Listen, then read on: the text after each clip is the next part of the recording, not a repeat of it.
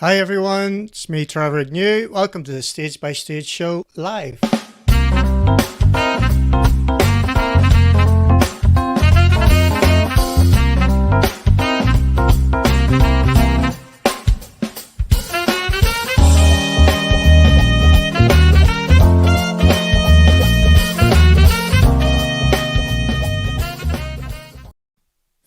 Hi, I hope you're all well. Another Friday night, third in a row now.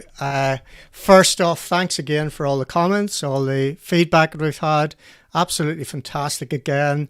I'm really looking forward to tonight. We've got some fantastic guests, which we'll introduce in a second. Again, for those people who have subscribed to the podcast in particular, I've had a lot of feedback for that as well. So if you haven't listened to the podcast yet, you need to go and find it. It's on stagebystage.com/blog. So that's how the whole Stage by Stage thing came about. My idea last year during lockdown was to just try and chat to some of the people who I've met over the years who have been quite successful, to take some of that learning and break it into bullet points and action points, which you guys can then try hopefully to make your life better in some way. So along the way, we've interviewed two Irish co-drivers, Rory Kennedy, Gordy Noble, some of the drivers I sat with, Martin Rowe, Neil Weirden, technicians, John McLean, who won the World Championship with Peter Solberg, and it just goes on and on. This week, I've recorded two new ones, which I'm really looking forward to getting out for you. One with World Champion co-driver Robert Reid, and of course, one with our Dakar star, local Dakar star, Michael Orr, who finished Dakar a couple of weeks ago. So some really, really interesting stuff there, which we'll be able to get out to you. So if you haven't listened to any of the podcasts, I just suggest that you go find out how to do it in the first place, and go on. If you go into the blog section of it, you've got access to all these live shows, but also the podcasts as well. As usual, if you need to get in touch at any point, info@stagebystage.com. Hello to all the live viewers that we have tonight, both on YouTube live and on Facebook live and Twitter as well. So if you're on YouTube or Facebook, you know the drill by now. Any comments, any questions you have. The whole point of going live is to get your interaction, get you joining in the show with the guests as we go through it. Next week is going to be a bit special. So if you look behind me here, you'll see this book. So, Galway Motor Club, Bobby Clinton got in touch a couple of weeks ago, and he reminded me it's the 50th anniversary of the Galway Rally, Galway International Rally. That's actually next weekend. So, as a special, when we got chatting to Bobby, Kevin O'Driscoll from Galway Motor Club, we decided, because we were in early, that we'd devote next week's show as a celebration of 50 years in Galway. I still can't get my head around that 1971 was 50 years ago.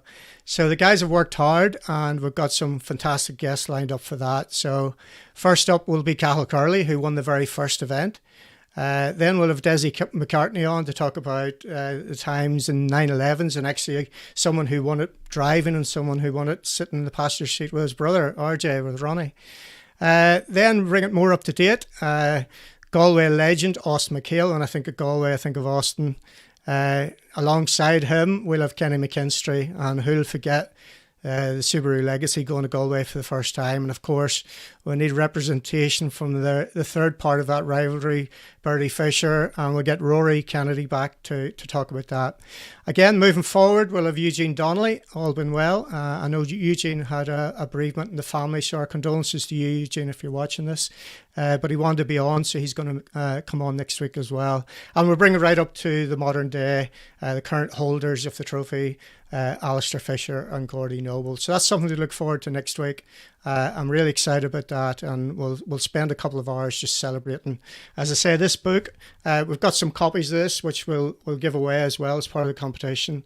I had a quick look through it, only arrived this afternoon, put together with Plum Tyndall, the RPM people, a lot of photographs from Ezra Crawford and Rally Retro as well. So that's next week as we go through it.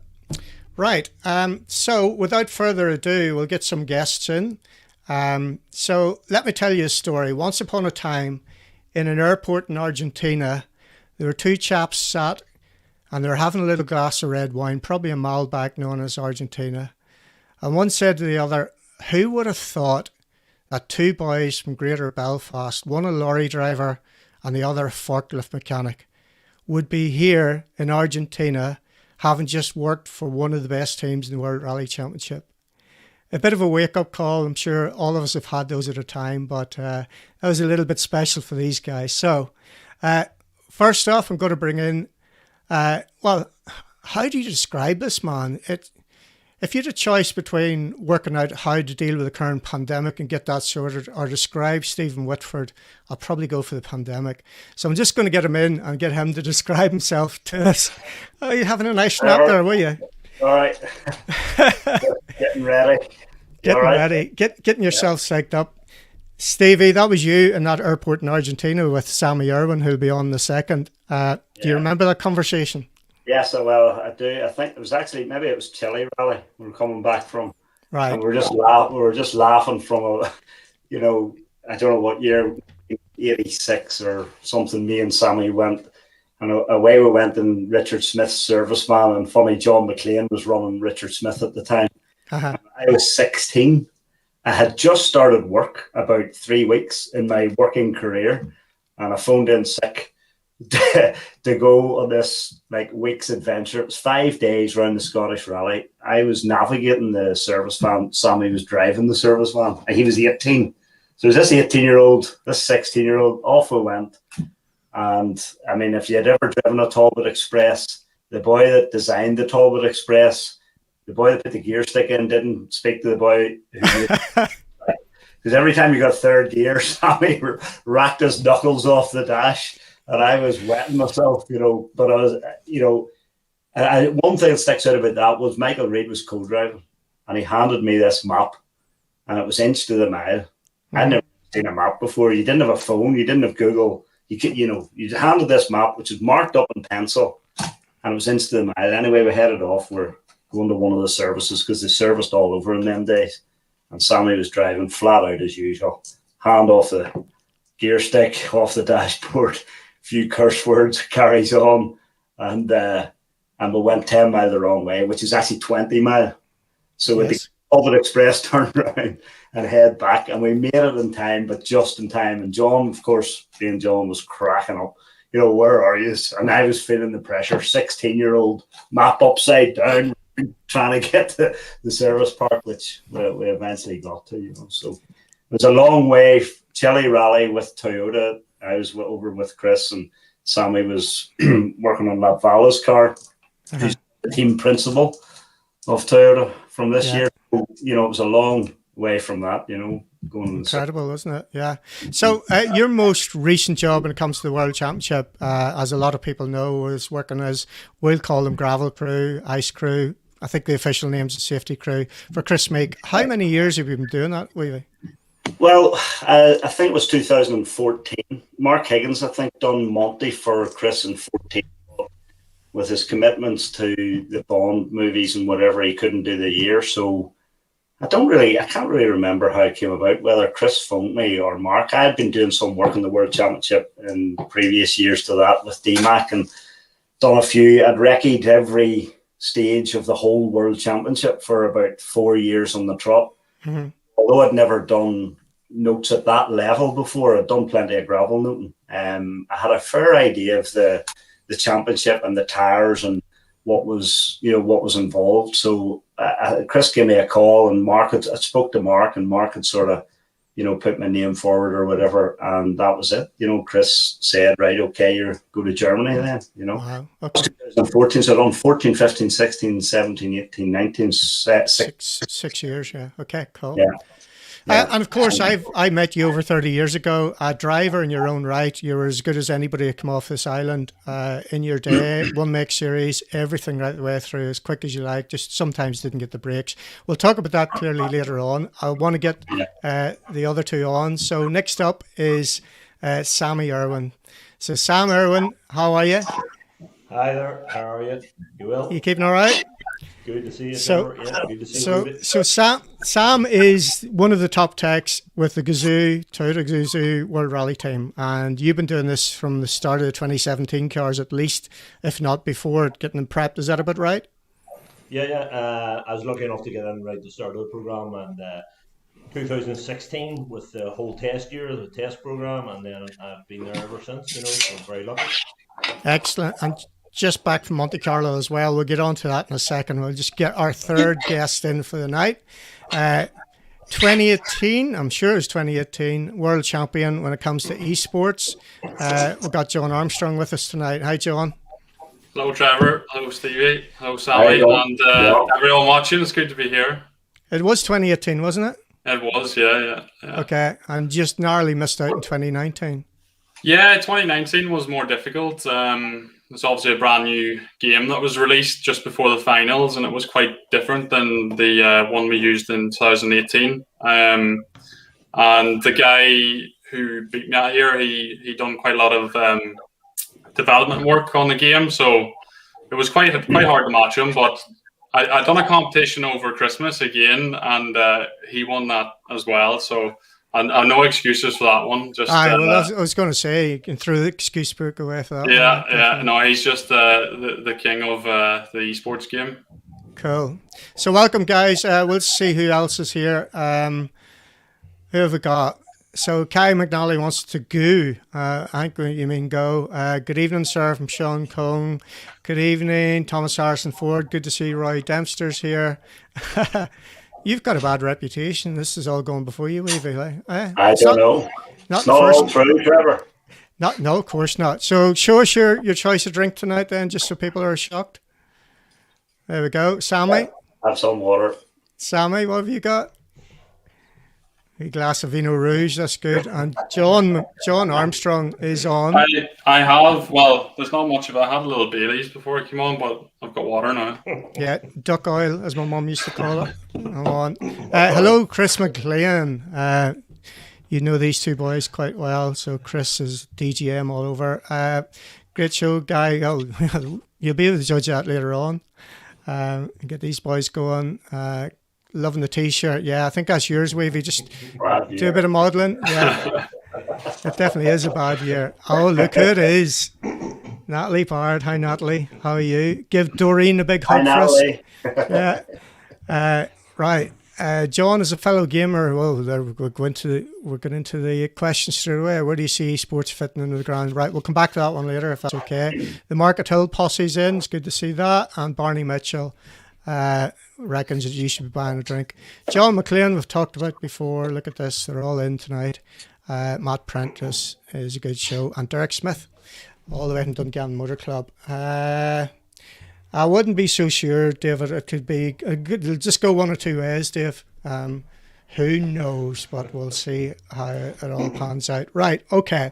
So, Mr. Whitford, this time last week or a little bit later in the show, Gary Jennings was talking about affordable rallying, and he reckoned that you've got a one-make championship with Nissan Micros. And on the back of him just mentioning it, you give me a shout just to talk me through it a bit more. And I thought, rather than you tell me and me have to tell everybody, we'll just get you on. You can talk it through. So let's do that then. Well, it's a bit like, as I said earlier, it's to do a lockdown. We're all in lockdown. We don't know what to do. We started building a few micros in the shed a year ago, and all of a sudden, all this interest came. What are you doing? Oh, I want one of them. Next thing, there's like 15 cars. So then I started thinking, the young kids getting into motorsport, rallying especially, it's so difficult. Obviously, it's always been an expensive sport.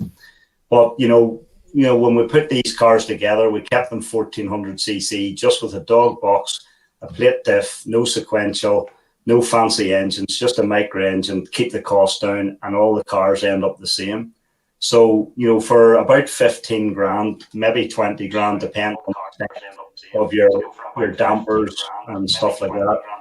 And, you can have a very affordable, let's call it one mix series. I mean, I know any of the young drivers that you had on, even Alistair, Fisher, Alan Devine, any of the young drivers that have competed in one make series know the value of it. It's so difficult. I don't know, John, did you do one make?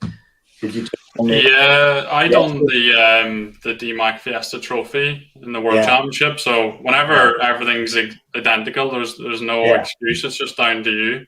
Yeah, that's it. And that really carries you on. Like John went on and rallied competitively in an R5 car in the World Championship, you know, so that lower level really carries through. But getting the kids into lower level rallying, actual rallying, is difficult. You know, there's no real road in. And if we can put something together just that costs 15 grand, still a bit of money, but the normal working lad, the plumber, the electrician, you know, the joiner can afford that type of rallying. But we need to, it doesn't really work if you've just one or two cars. You need 10, 15, and the more cars, the better it works. You know? Okay, so you've got a background in micros. I remember you way back in the micro challenge. You did it. I remember the red car with lagging motor factors on it. I remember being a DGM. That must have been about 1996, was it? Yeah, we competed in 90. We built the car in 95 and then done the championship in 96. And at that time, there was probably 15 micros, you know, doing the micro challenge, and they only had 75 horsepower, and they were all on the same tires. Blah blah blah, and you went. It's like Gary Jennings had touched on it last week a bit with the Peugeot Championship. You know, we could go, and I ended up winning the first round. I got this check for 950 quid, and I thought, oh, well, this is good. It only cost me 800 to do this rally. I've made 150 quid. You know, so you know that was a brilliant thing. Any of the one make series, you know, were good for young drivers, and it was a total level playing field, and okay, that's not there now. We can't get manufacturer backing in any of that, or the way, you know, the Peugeot Challenge, the SEAT that you were involved in and I was involved in.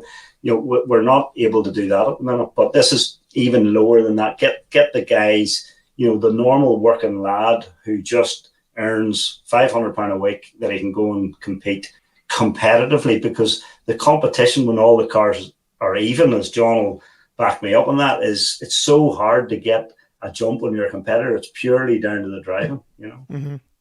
So, and like as I said to you back in the micro days, you've been known to drive the door handles off cars, literally.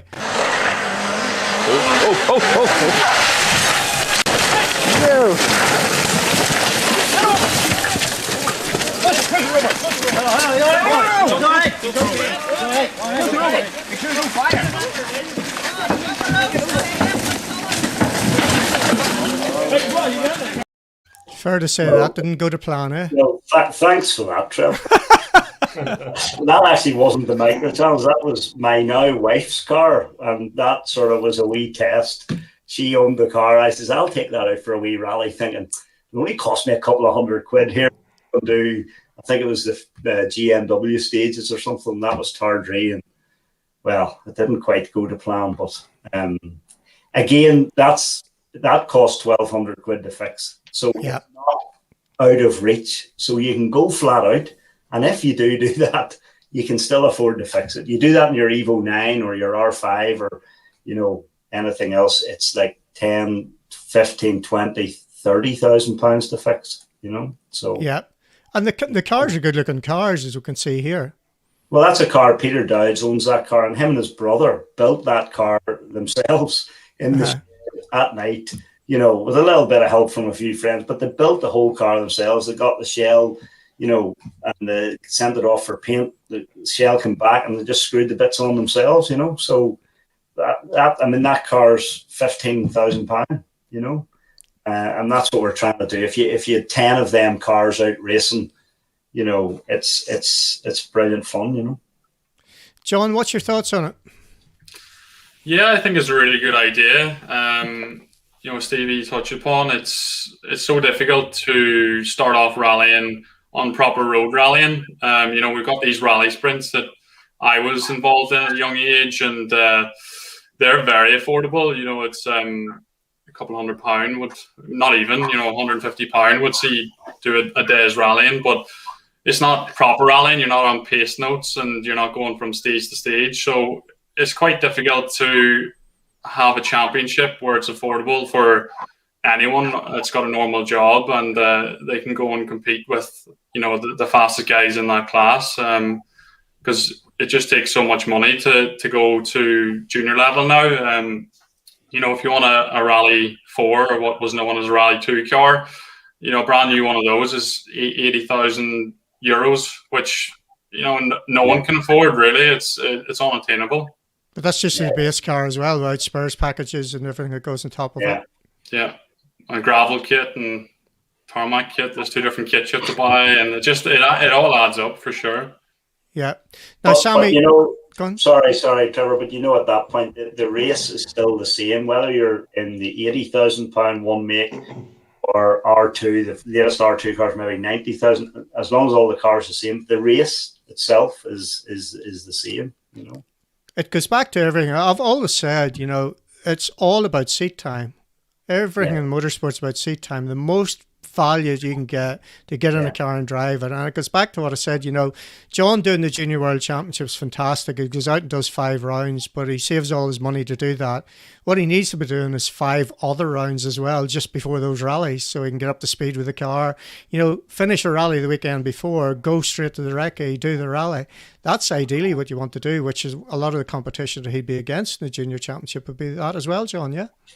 Yeah, that's what you're up against. It's half the battle to get to the start line for the championship that you want to do, but you're up against guys that have double or triple times the budget, and they can afford to go and do a rally the weekend before. They can do a couple of days testing with the car, and that's so valuable to learn the car inside out. And if you can do a test in the same conditions, the same sort of terrain that you're going to be rallying in, it's obviously an advantage. So I've always been up against it, I would say, and been determined just to show what I could do without getting as much seat time as the rest of the drivers. And it can be done. You're just going to have to take a few more risks, and I think you really have to focus on making good pace notes and be confident in what you're doing.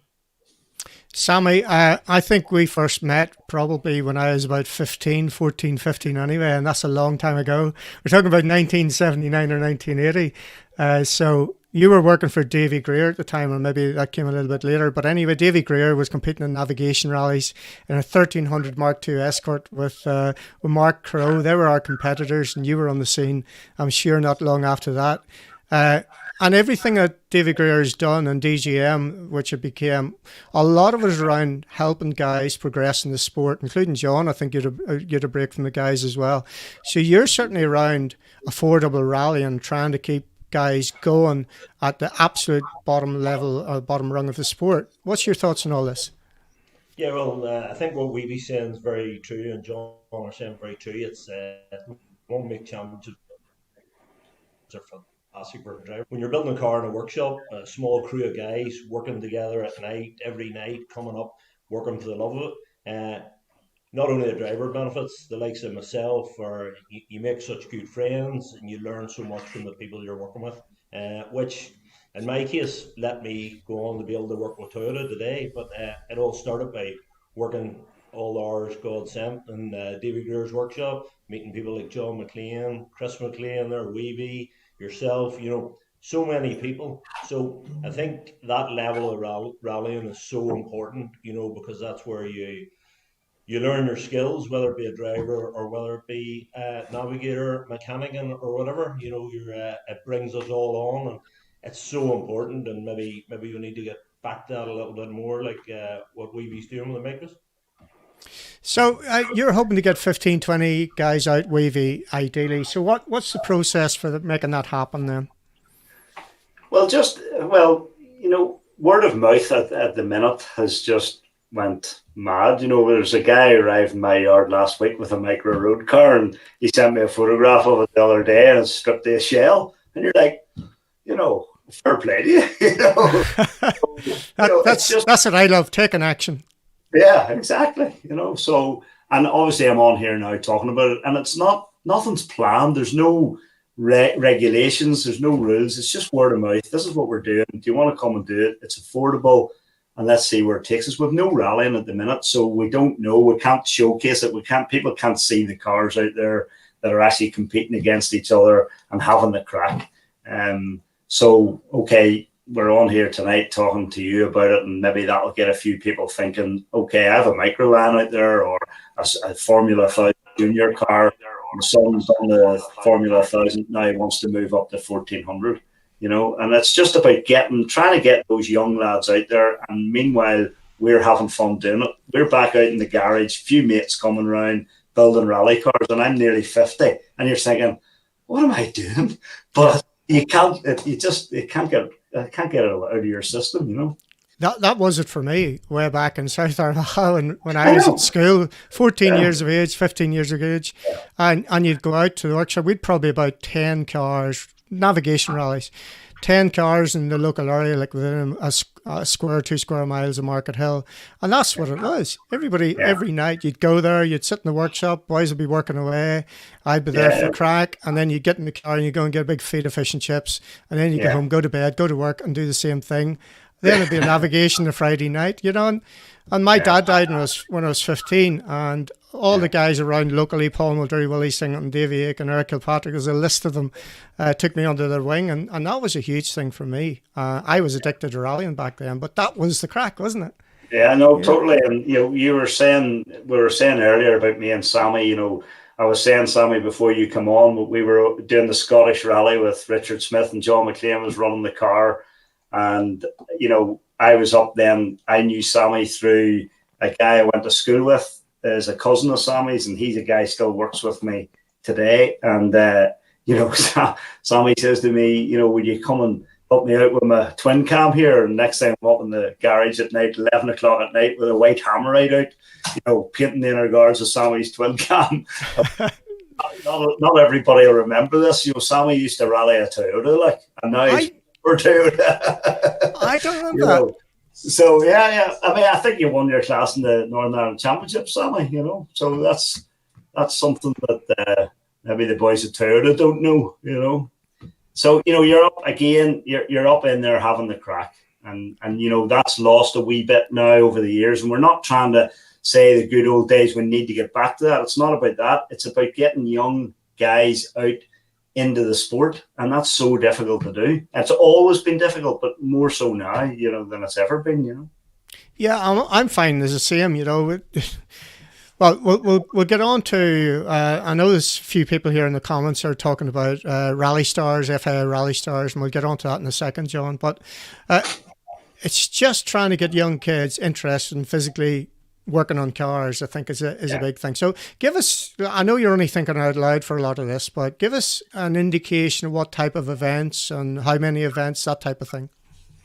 Well, just, you know, basically based around the Northern Ireland Championship to begin with, because the Northern Ireland Championship has sort of brought the last couple of years through the organising committee on it, have brought it back to, you know, they've got only tarmac involved. It's Kirkeston, Bishopscourt, Shackleton, and, you know, a couple of road rallies. I think the one Macrofelt would run, and I'm not even sure, but there are 5 tarmac rallies, 3 of which are closed events like Kirkeston and Bishopscourt. So, you know, it's bringing it back down to club level that's cheap to do, but yet, like as John touched on earlier, you can turn up and you can go on a pace note closed road rally. You know, these cars we're building, you know, can go and do, you know, the track road rally. They can go and do any gravel rally in the UK, any tarmac rally in Ireland. You know, so it's not just about that, but the basis is get the young guys and get them to do these smaller entry level rallies. And once they get a taste of it, believe me, they'll want to try and find the money through some by hook or by crook.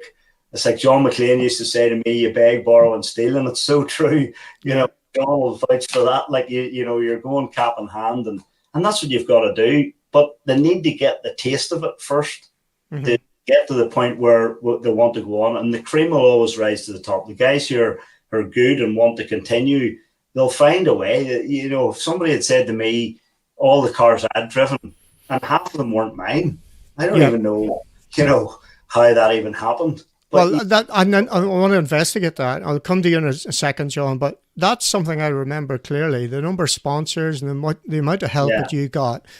Yeah. How did you do that then? Well, you're the Henning Solberg of Belfast. Well, if you bring, let's say we had a little series going, and old guys like me driving, and a young boy comes in, and somebody out of that will be winning or setting fastest times. You know, whether, you know, the people who are involved around rallying and have been for years look at that and think, oh, that boy's going quick there, and they want to help. Say, give that boy a few quid, and we'll give him a wee shove up. And then it ends up then, oh, I know somebody has a car, he'll lend you the car, and all of a sudden they're in the next class and the next class and the next class, and that's how it goes. But you've got to show a bit of speed, a bit of determination, and it's amazing just the amount of support that you do find. Even if I look back all the years that I done different rallies, and as I say, none of them were, a lot of the time weren't my car, and I don't know really who funded it. I couldn't. It just sort of happens. Do you know what I mean? That only happens if you want to. You have to get involved. You have to start yourself. You have to show that you want to do it. You have to show this determination, and then show a bit of speed or whatever. So getting young kids into this micro thing, and they'll want to win. Any young guy who's coming in wants to be competitive, so they want to go flat out, and that's good. And then you just see where it takes you. Sammy, welcome. Sorry, just talking on that bit that. We're sitting here now, and I'm sure John will vouch for this too. If I had said to John 10 years ago when he was at All Track that he had competed in a round of the World Rally Championship in an R5 car, I would have bitten your hand off. I know, but you didn't. You were determined to do these things, and you got there. So it just shows you, what you can do. Yeah, exactly. If you'd have said John then, as you say, John, took a bite out of your arm, Yeah. You could have fit two people in those overalls, though, eh? What was going on there? That was my first ever overalls. A wee bit too big for me. Can you remember when you got them? I can, yeah. It was kind of weird how all this started. I was always involved with sort of banger cars around my uncle's farm whenever I was little, and I had a little go-kart as well, but there was never any sort of competing driving side within my family. My dad, he would have done co-driving and mechanicking, sort of clubman level, and then my brother, he went to university and studied motorsport engineering. So the interest was definitely there, and they're always involved in motorsport. And then it was actually Neil Horan. I don't know if you know of him, but he's from Fermanagh, and I went to school with him, and he was doing this thing called All Track, and he invited me to go along one day and see what it was all about. I think from that day I was hooked. And essentially what was going on was single venue rallying, but there was no need to have competition license. The cars, they obviously had to have safety gear like roll cages and your 5-point harness and all that sort of thing, and they got checked, but it wasn't governed by any Motorsport UK or Motorsport Ireland or anything like that. So it was quite easy to start competing, and these events still happen today. I think they're dominated by buggies now. They started to allow buggies to race. But these cars, it was either in the junior class, it was the Nova or the Corsa B, and it was a standard 1.2 engine. There was a set of regulations that you had to follow, and it was essentially a one-make series for people that were 13. I think it was 13 is the lowest that or the earliest you can start rallying in it. Obviously up to 16. So I started whenever I was 13, and you just go out and you don't really know what you're doing. You're just trying to get around as fast as you can. And I remember the first day I went out, it must have been the first or second stage. I spun and I bent the axle, and then I think I was getting overtaken a couple of times as well. And I would come back into service, and my brother said, "If you let anyone else overtake you today, that's it. There's no more. You can sell the car." And I don't think anyone overtook me again. So we were winning much earlier than what I thought we would, and we'll touch upon it a little bit later with the FIA Rally Star stuff. But my biggest rivals in that championship were two girls, Amy Cox and Janice McGee. They were bloody rapid. I was sweating and doing everything to try and beat them. And, looking back, they're some of the best years probably that, you don't realize at the time, but it was great. It was cheap. I Like we didn't have a whole pile of money, but it was cheap enough for us to do it, and I think everyone else that was there were pretty much in the same boat. So it was amazing. Sammy, we lost your connection a little bit earlier. It was just sort of suggestion that at DGM, it was all about value for money for you guys as well back then, wasn't it? Yeah, for sure.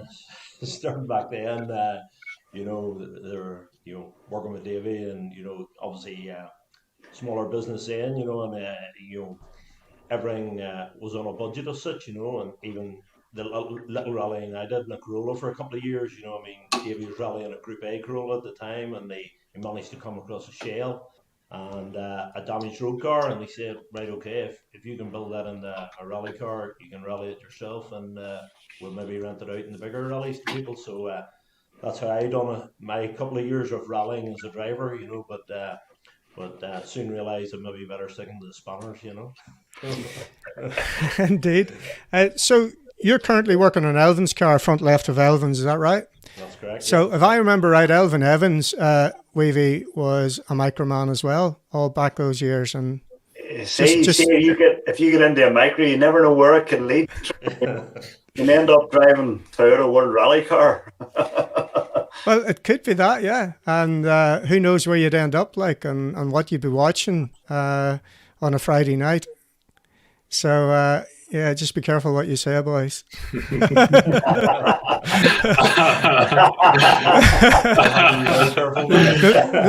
The boss is watching, Sammy. Be careful there now. Well, good to have you on board, Elvin. If you want to give us a shout, don't be afraid to stick a comment in there. Yeah, so, of course, Elvin in the micros, exactly. If you think back to his route to where he became and the ladders of opportunities, I know he did plenty of rallies in Ireland as well. Weavy. Back, it just shows what you can do with a bit of determination. And obviously, Gwendaf rallied and Elfin had that. But ultimately, he started in a micro and done it all himself. And he's ended up now, driving for one of the biggest motor manufacturers in the world. So that's a young lad, middle of Wales, is able to do it. But you have to start somewhere. He cut his teeth in that, and he went on through and, drove Fiestas and the rest history, really, but it just shows you what you can achieve. But, you do need the not only the driving talent, you need the determination to actually do it. And one thing that I've learned over the years, the driving talent obviously is important. You can't do it without it. But when you watch these guys like Elfin and Chris Meek, and the effort, the commitment they have is something probably I could never have done. I wouldn't have had. And I think Gary Jennings maybe touched on it. He was a works driver for Peugeot. And did he really want to go on? He probably couldn't be arsed. Do you know what I mean? And, I think he touched a bit on it like that last week. It's not everybody's cup of tea. And when you're in those pressure environments like Elfin, in a team, in a manufacturer team, and there's 60 people waiting on you bringing that car back and they want you to be fastest, there's a bit of pressure with that, And there's factor in the politics as well and budgets and all sorts of stuff. It's exactly. A different thing. Yeah. Okay. Let's have a quick look back on these comments then, folks, and we'll move it on in a second. So where did we get to? We got to this one. Sean Tracy's here. Hi, Sean. How are you? Looking forward to Weavy's stories. I don't know what you're talking about there.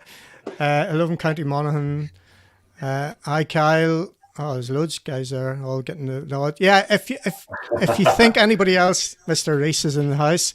If you think anybody would enjoy this, folks, not just on a Friday night, I know loads of people actually can't watch it live and they've put it on the big telly on a Saturday and watch it back. Remember, we can do that afterwards as well. Laura has been sending a few messages. Yeah, thanks for that, Laura. Natalie's there. We'll make champions great. Well, she was a micro. I remember in Donegal, Natalie was there in the micro, wasn't she? Yeah, she done the micro challenge for a couple of years, I think, and certainly the year I done it, Natalie done it. And yep. I sort of got to know her and ended up actually servicing for her in some World Championship events with Manfred Stoll and that. So yeah, I remember Sweden in 2001. It would have Yeah. been. Remember that? I remember Sweden in 2001. We changed the gearbox in our car in that airport at minus 18 degrees. I think it was minus 27 actually at one point. Well, probably.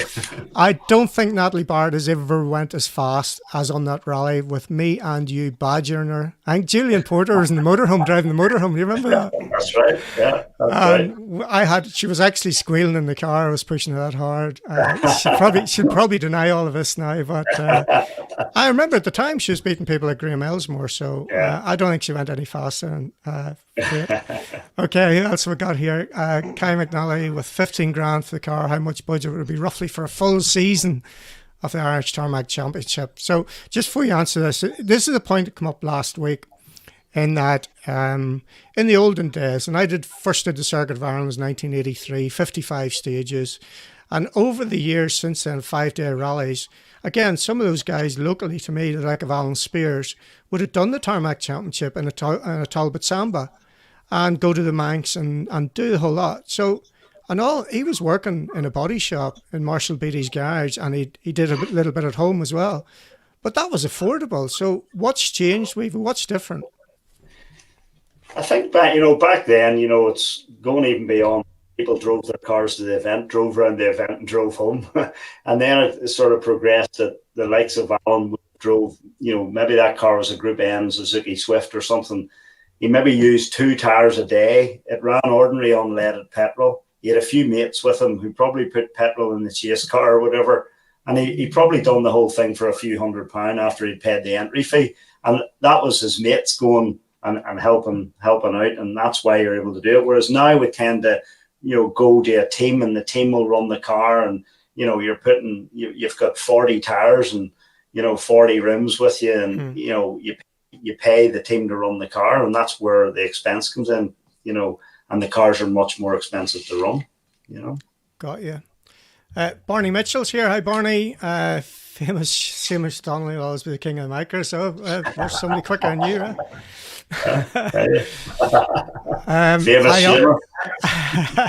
Famous Seamus, yeah. Hi, Art.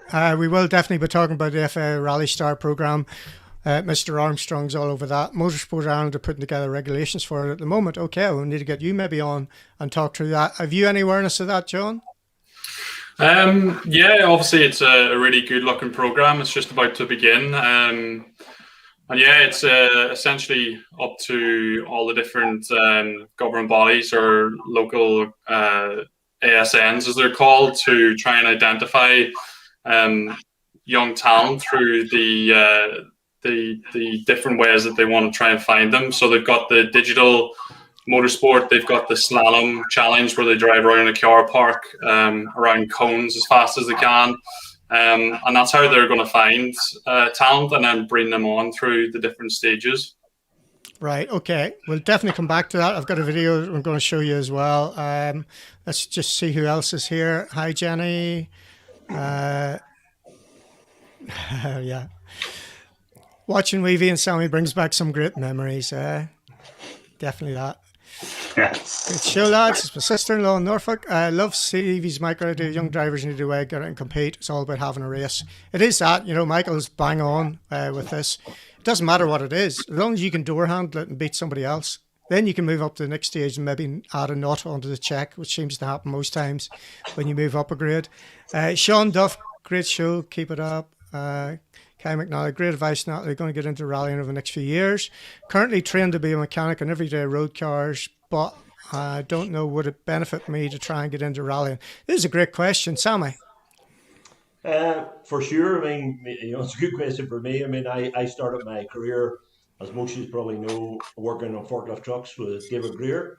He happened to be into rallying, and luckily I helped him at night, like most of us did, for the love of the sport and enjoyment. And now I'm lucky enough to work for Toyota in the World Rally Championship. So gaining all that knowledge on whatever you can gain knowledge on is going to be beneficial, whether it be you become a driver or mechanic in later years.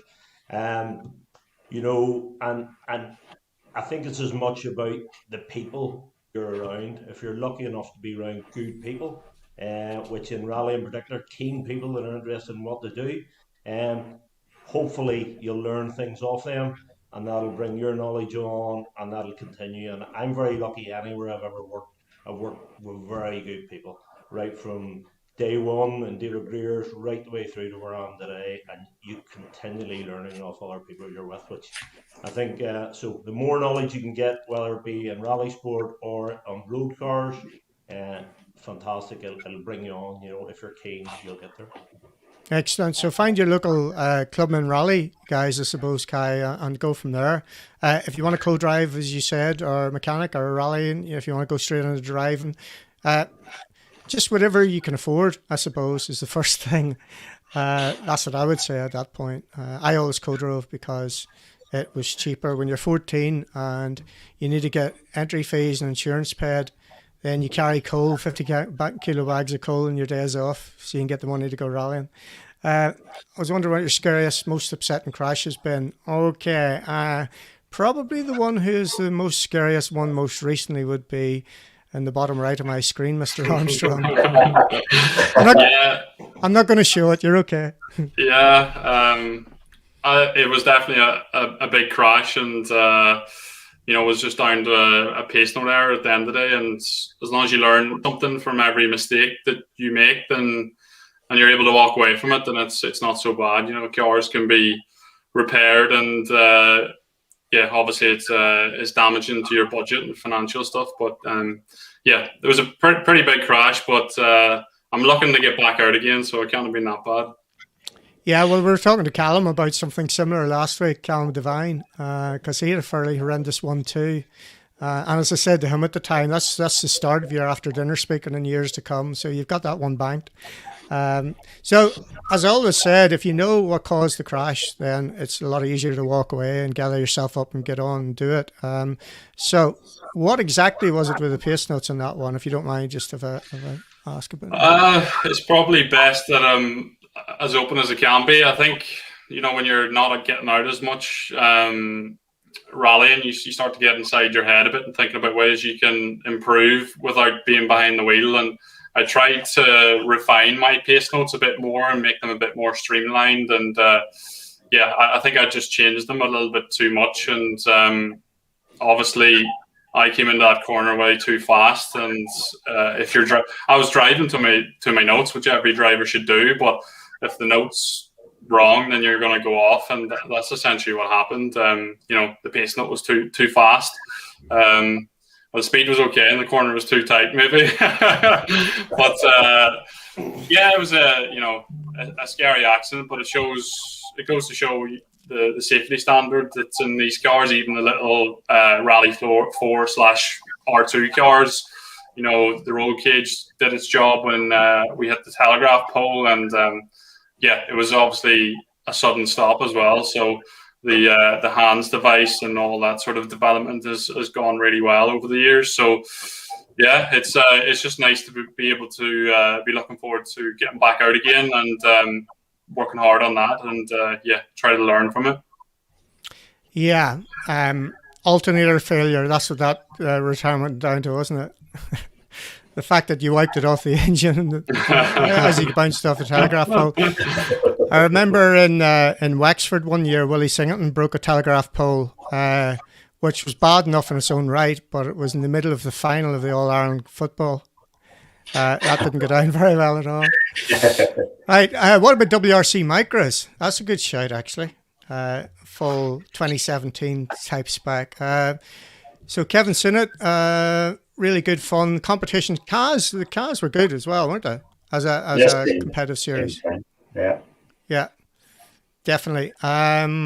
What else we got here? Be a control tire. Yeah, you did talk about this, or maybe you didn't talk about tires. Well, I didn't actually mention that. No, we just sort of got together ourselves, and we were just using a Toyo R888, and it ended up that the talk got around that much that the Northern Ireland Championship made an R888 for the 1400 class, no matter what car you were driving.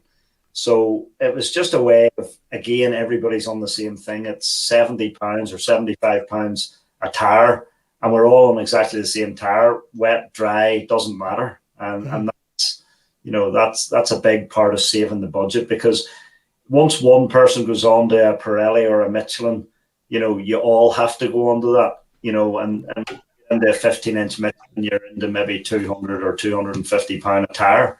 And then you need your soft slick, your medium slick, your intermediate, and your wet. So all of a sudden you need to spend £4,000 on tires to be competitive with the micro beside you. Yeah. If we all just are on the same thing, it doesn't matter, Right. Okay, cool. Hello, Mary Duffy in Mayo. How are you, Mary? Long time no see all together. So get your thoughts on West Cork Rally cancellation. John's thoughts on the Junior World Championship and plans for the year. We'll come back to that, John. John's plans we definitely have to cover, but we're sort of trying to get the first show into this affordable rally, the first part of the show, and then we'll work on careers and everything that's going on. Right, Barney, any young lad or lassie beats weaving the macros. There you go. This day and the age, is that happening? Sorry. Even this day and age, do you think you're still beatable or not? Oh, probably not. I don't think I was ever not beatable. But now when you're 49, coming 50, you don't maybe just have don't take the same risks, Trevor.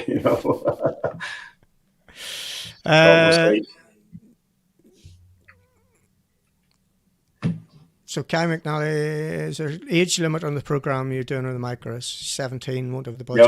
No age. I mean, we want to get the young guys. So the younger, and the least experience you have, the better it is, and get out there and competing. And there's a few guys doing it. Young Philip White, Rodney White's son. He's really hard to beat. I mean, I can take a bit of time off him, but I haven't yet actually beat him, except one day when his father left the rear wheel loose on his car and it fell off. I had to personally thank Rodney for that, because it was the only way I could win the class that day. So the competition's really good. Young Philip's a really good benchmark. Again, the cars are very even. So come out, try and race Philip, and if you beat him, you'll be doing well. Okay, cool. Let's find out. Robbie McGurk's just been on touch here. Let's find out what's happening in Qatar. And look at this. Your old boss is on the button. 6.6 seconds out of Nasser in the first stage over 4.4k. That's not a bad start, is it? That's not too bad. Well, we'll take that all day long. I'm sure Nasser will have something up his sleeve for the rest of that rally. I think he might have. Okay. He's just playing with him. Thanks for that, Robbie. What else we got here? What about Knockalla in the micro? I think he probably means Atlantic Drive. Knockalla wasn't great for us in a 75 horsepower micro. Yeah. Robert was doing the time control from what I remember at the end of Atlantic Drive. And this was 96. And I think we were 11th fastest overall. Which 11th quickest in 96, but the car had only 75 horsepower on road tires, so it wasn't bad. But the nature of the stage, you could keep a real flow. Anyone who's done Atlantic Drive, it's not like Knockalla where there's such high speeds.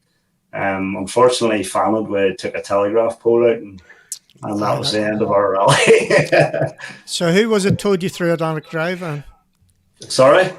Who was it? I know. Right.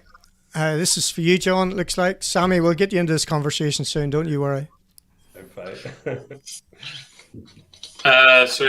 Ali's asking about the Fiesta ST 1 Make series, which was M-Sport involved in the cars? I'm not sure they were. I think the Fiesta ST might have been their first sort of junior driver focused car.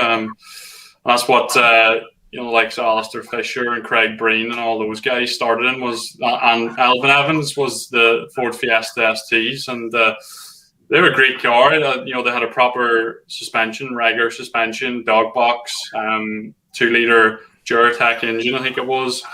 So they were a brilliant car. I think the only thing that was wrong with them was the drive shafts were like chocolate. They would break off the start line, maybe every other rally, and because of that, they weren't very reliable. But a brilliant car to get experience in, gives you a lot of confidence. Obviously, it's got a lot of weight over the front wheels, so you can really push into the corners and try to learn your trade and focus on improving your driving style. And also with the suspension, you can try different setup and tweak it between stages, which is brilliant. So yeah, brilliant little car, very cheap now too. I think they're not to knock your micros, but they're probably cheaper than micro.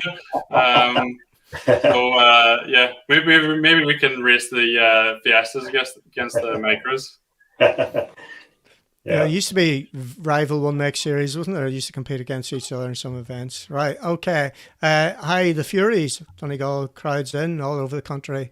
Natalie was running in front of us in the Quinton in 96. The micros off at all angles through the stages. Yeah, it was a fairly flat-out championship, that. And, of course, now McShea went on to do it the following. Didn't he win it in 97? He won it the following year, I think. Yeah. As long as he's still fastest in the last one. Yeah. Listen to the advice people want to help. Natalie's very interactive tonight. That's great. Right, Dave Moynihan. Entry fees need to be assigned per class category rather than the same money for entry to R5WRC. Leave it more affordable to not just the beginners but the true clubmen too. So the KA Challenge in South years ago was equally supported by experienced drivers looking at affordable competitive classes, was by beginners looking to prove themselves. Right, Sammy, if you had to go out and build a rally car and be affordable, what way would you look at the minute? When you were talking about the Fiesta STs a second ago, I mean, I was heavily involved in them with Johnny Greer. It was his first real proper rally car. He drove a couple of events in a Polo, I believe. But then David came to me and said, what about building one of these? And they were really good that you could buy the kit, assemble it and build it yourself. So me and Johnny basically set to work and built the car in Davy's small garage beside the house. And as we said earlier, it's not just about bringing on the driver, and you're building it together as a team of guys that were the same team that were going to go and work in the event and work on the car in the event. So you're building a small team.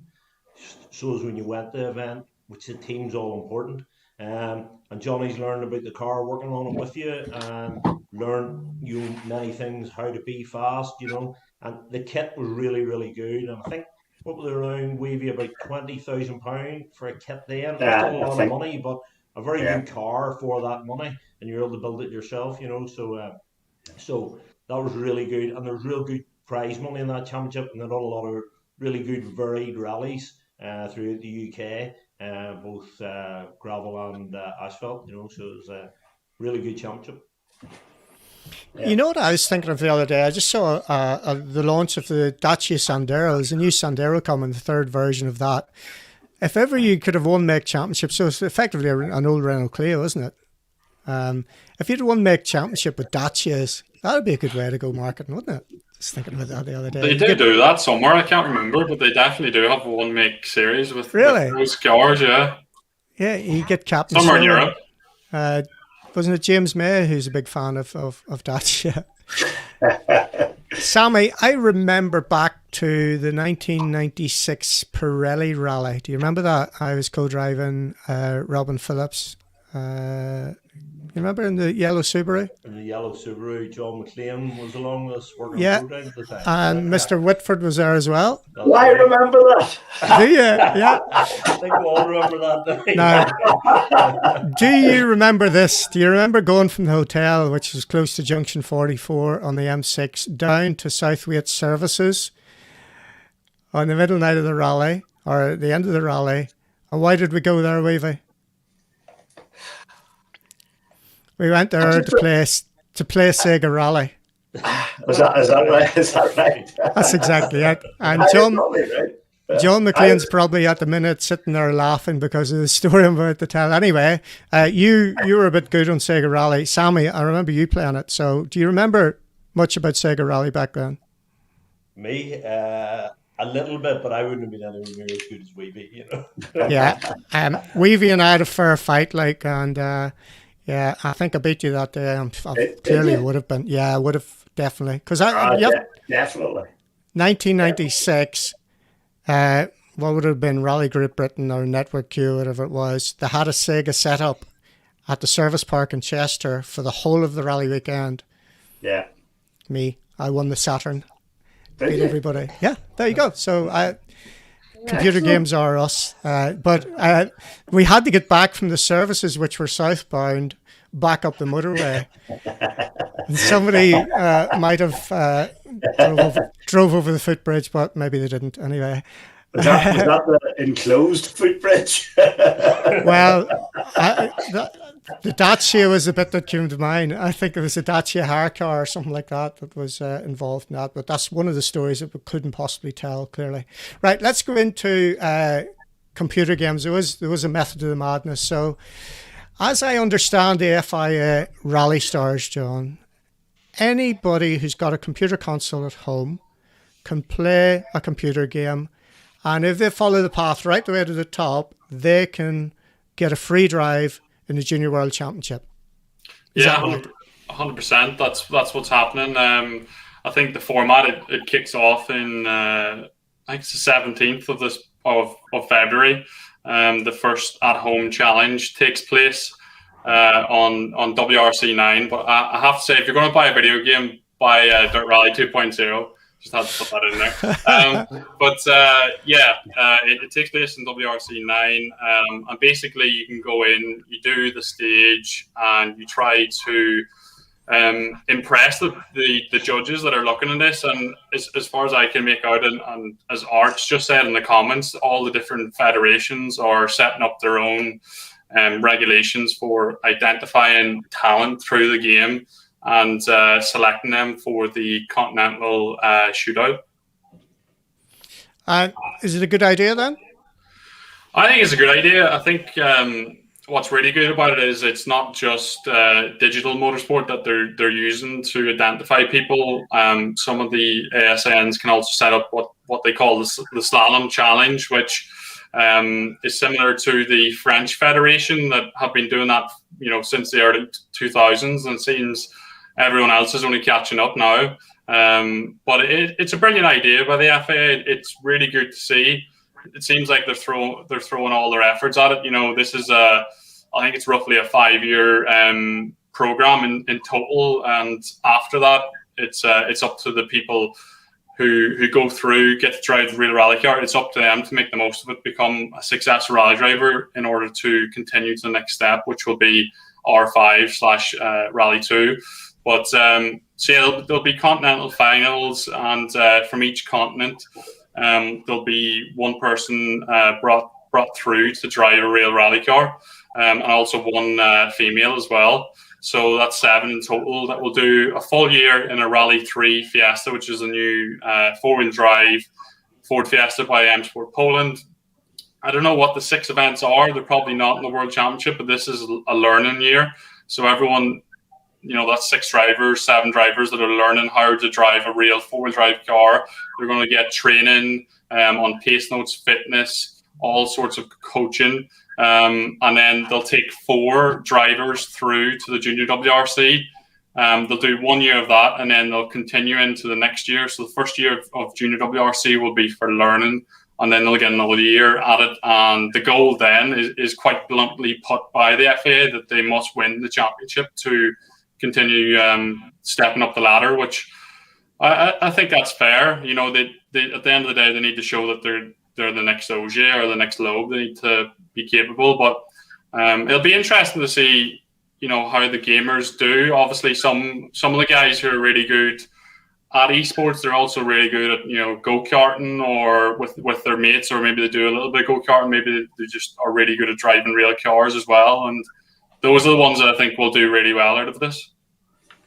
What do you think is the biggest obstacle for gamers then when they get into the real rally car? For me, when I just thinking it through, I'm not so sure about the rigs that you've got. The big thing for me would be the weight transfer, actually feeling the weight transfer that you do in a real car that you may not be able to simulate in some of the setups that you guys have.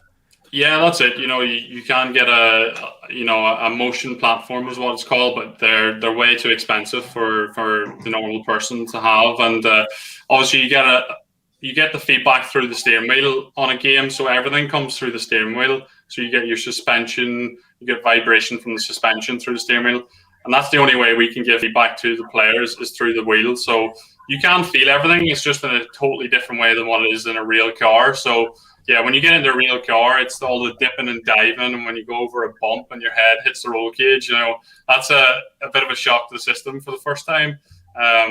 And obviously, driving to pace notes is going to be a big challenge for them too, because in esports you can do the stage as many times as you want, and you're not driving to the pace notes at the end of it. So they really need to work on their pace note prep and embrace learning. I think once they do get past that esports stage, they need to really open themselves up to taking everything on board so they can learn very quickly. So what's a sensible setup? So I think that I steered away from, after I did go through that whole side of it. I did a little bit of Colin McRae Rally 1 just on a PC, and at 4 o'clock in the morning when you're trying to beat your time again, I just thought this is just a time thief. So I stopped, and I've never gone back. The odd time I've had a go at it because it's just too addictive for me. But a kid setting up to have a decent piece of kit at home, or not just a kid, anybody, because it's so realistic now, the graphics and everything go with it. So what would you suggest would be a fair price to get the best, so some sort of entry level? Well, you talk me through it. You're the expert. I think, it's probably less than what people think. I'm sat here on my chair, which is like it's like a proper race seat, and there's a full frame and everything, and the steering wheel is just here in front of you. But you don't necessarily have to have that. You can mount your steering wheel at your desk or on a table, and you can have the pedals on the floor. And we do see a lot of the guys who are quick in esports, they've got a tiny little monitor, they're sat at a desk, and they're just sitting there steering away, and they can put in the best time. So it's not necessary to have a full setup like I have, but it depends what you're trying to get from it. If you just want to try and be the fastest, you probably don't need to spend as much as what I have here. But if you're using it to train for real motorsports and you want everything to feel as close to the real car as possible, then you're going into a couple of thousand to get anywhere close to that. So but yeah, like if people want to do esports, they can pick up a PlayStation for £200-300, and they can pick up an entry level to mid level steering wheel with pedals for £300 to £500, and that will get them going. So well under £1,000, you can get your journey started, and you can try and be competitive in these competitions that are giving people that wouldn't have the chance otherwise to be a real rally driver. But 4 or 5 years ago, I remember you talking on Absolute Rally about just how realistic these setups are, that they definitely helped you in a real rally car. Yeah, 100%. I think back then, it was before Rally Germany, whenever I done the first prize drive in the Fiesta R5, and I was obviously struggling to get the budget to run one of these cars. They're about, I don't know what they are now, but I think they're in the region of £100 a kilometre to hire. So it's a lot of money for anyone. And I was looking at other ways that I could train, and using simulators and finding what felt the most realistic to me, and using that to train with is what I get a kick from. Obviously, I went down the whole esports route after that, but that was sort of more for the competitive reasons. I wanted to try and win something. But if you're a rally driver, and we've seen this over lockdown quite a lot, there's tons and tons of rally drivers started buying simulators and PlayStations and getting on rally games to fill the void of driving a real car, and they are so realistic. And if you can get what you want from them, and it is a meaningful way to train between events, then you'd be stupid not to be honest. You can fire it up for 4 hours in the evening, and it doesn't cost you anything than the initial fee to buy all the equipment. Apparently, Willie Mavides was the centre of excellence when it comes to that over a period there when everybody was allowed into each other's houses. All that. Were you involved with that? Willie's actually got my old PC, so I sold it to Willie, and then I set him all up with the Thrustmaster gear as well. And to be honest, someone like Willie had never really been playing PlayStations or anything over the years, and he got it, and with the VR as well, this down in there. But then you put the VR over your eyes, and you can look to the apexes of the corners. When you're going sideways, you can look out the side window, and for me, that's a super realistic feeling, because you get more of a feeling of the motion of the car and what the behavior is doing, and just being able to always follow the road is something that you do in real life. No matter what you're doing with the car, your eyes are always following where the road's going, because you're looking where you want to point the car. So I think VR really helps with that. And just to finish off then, to give people an indication of the amount of practice that you needed to do to win that world title in 2018, it was wild, wasn't it?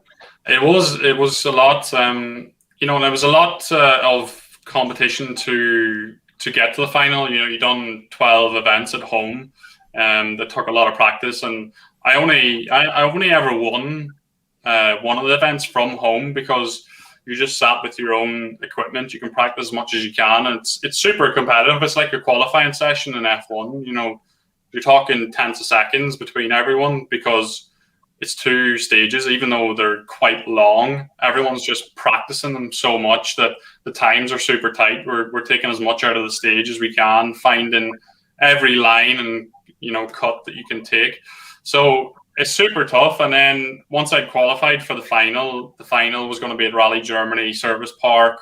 And then I just really knuckled down on practicing for the final, learning the stage as much as I can.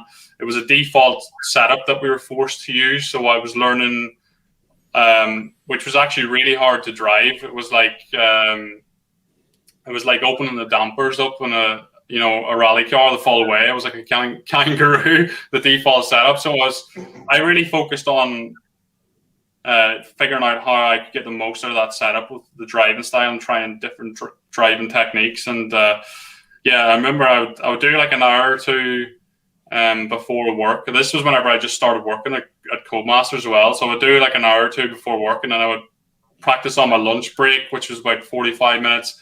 And then after work, I would be on for 3 or 4 hours. So it was a big commitment. It's probably not something I can do as much of now, just because it's just got a lot more busy with work, and there's more commitments, and obviously trying to get back into real life rallying. And I think it just shows that if you want to be the best at anything, you have to obsess and think about the end goal of winning, and you have to just do everything you can to try and win it. I think that's what I, whenever I try to do that now, I'm not enjoying the, it's not Dirt Rally 2.0. It's a different game that I was competing on. I'm not enjoying the game.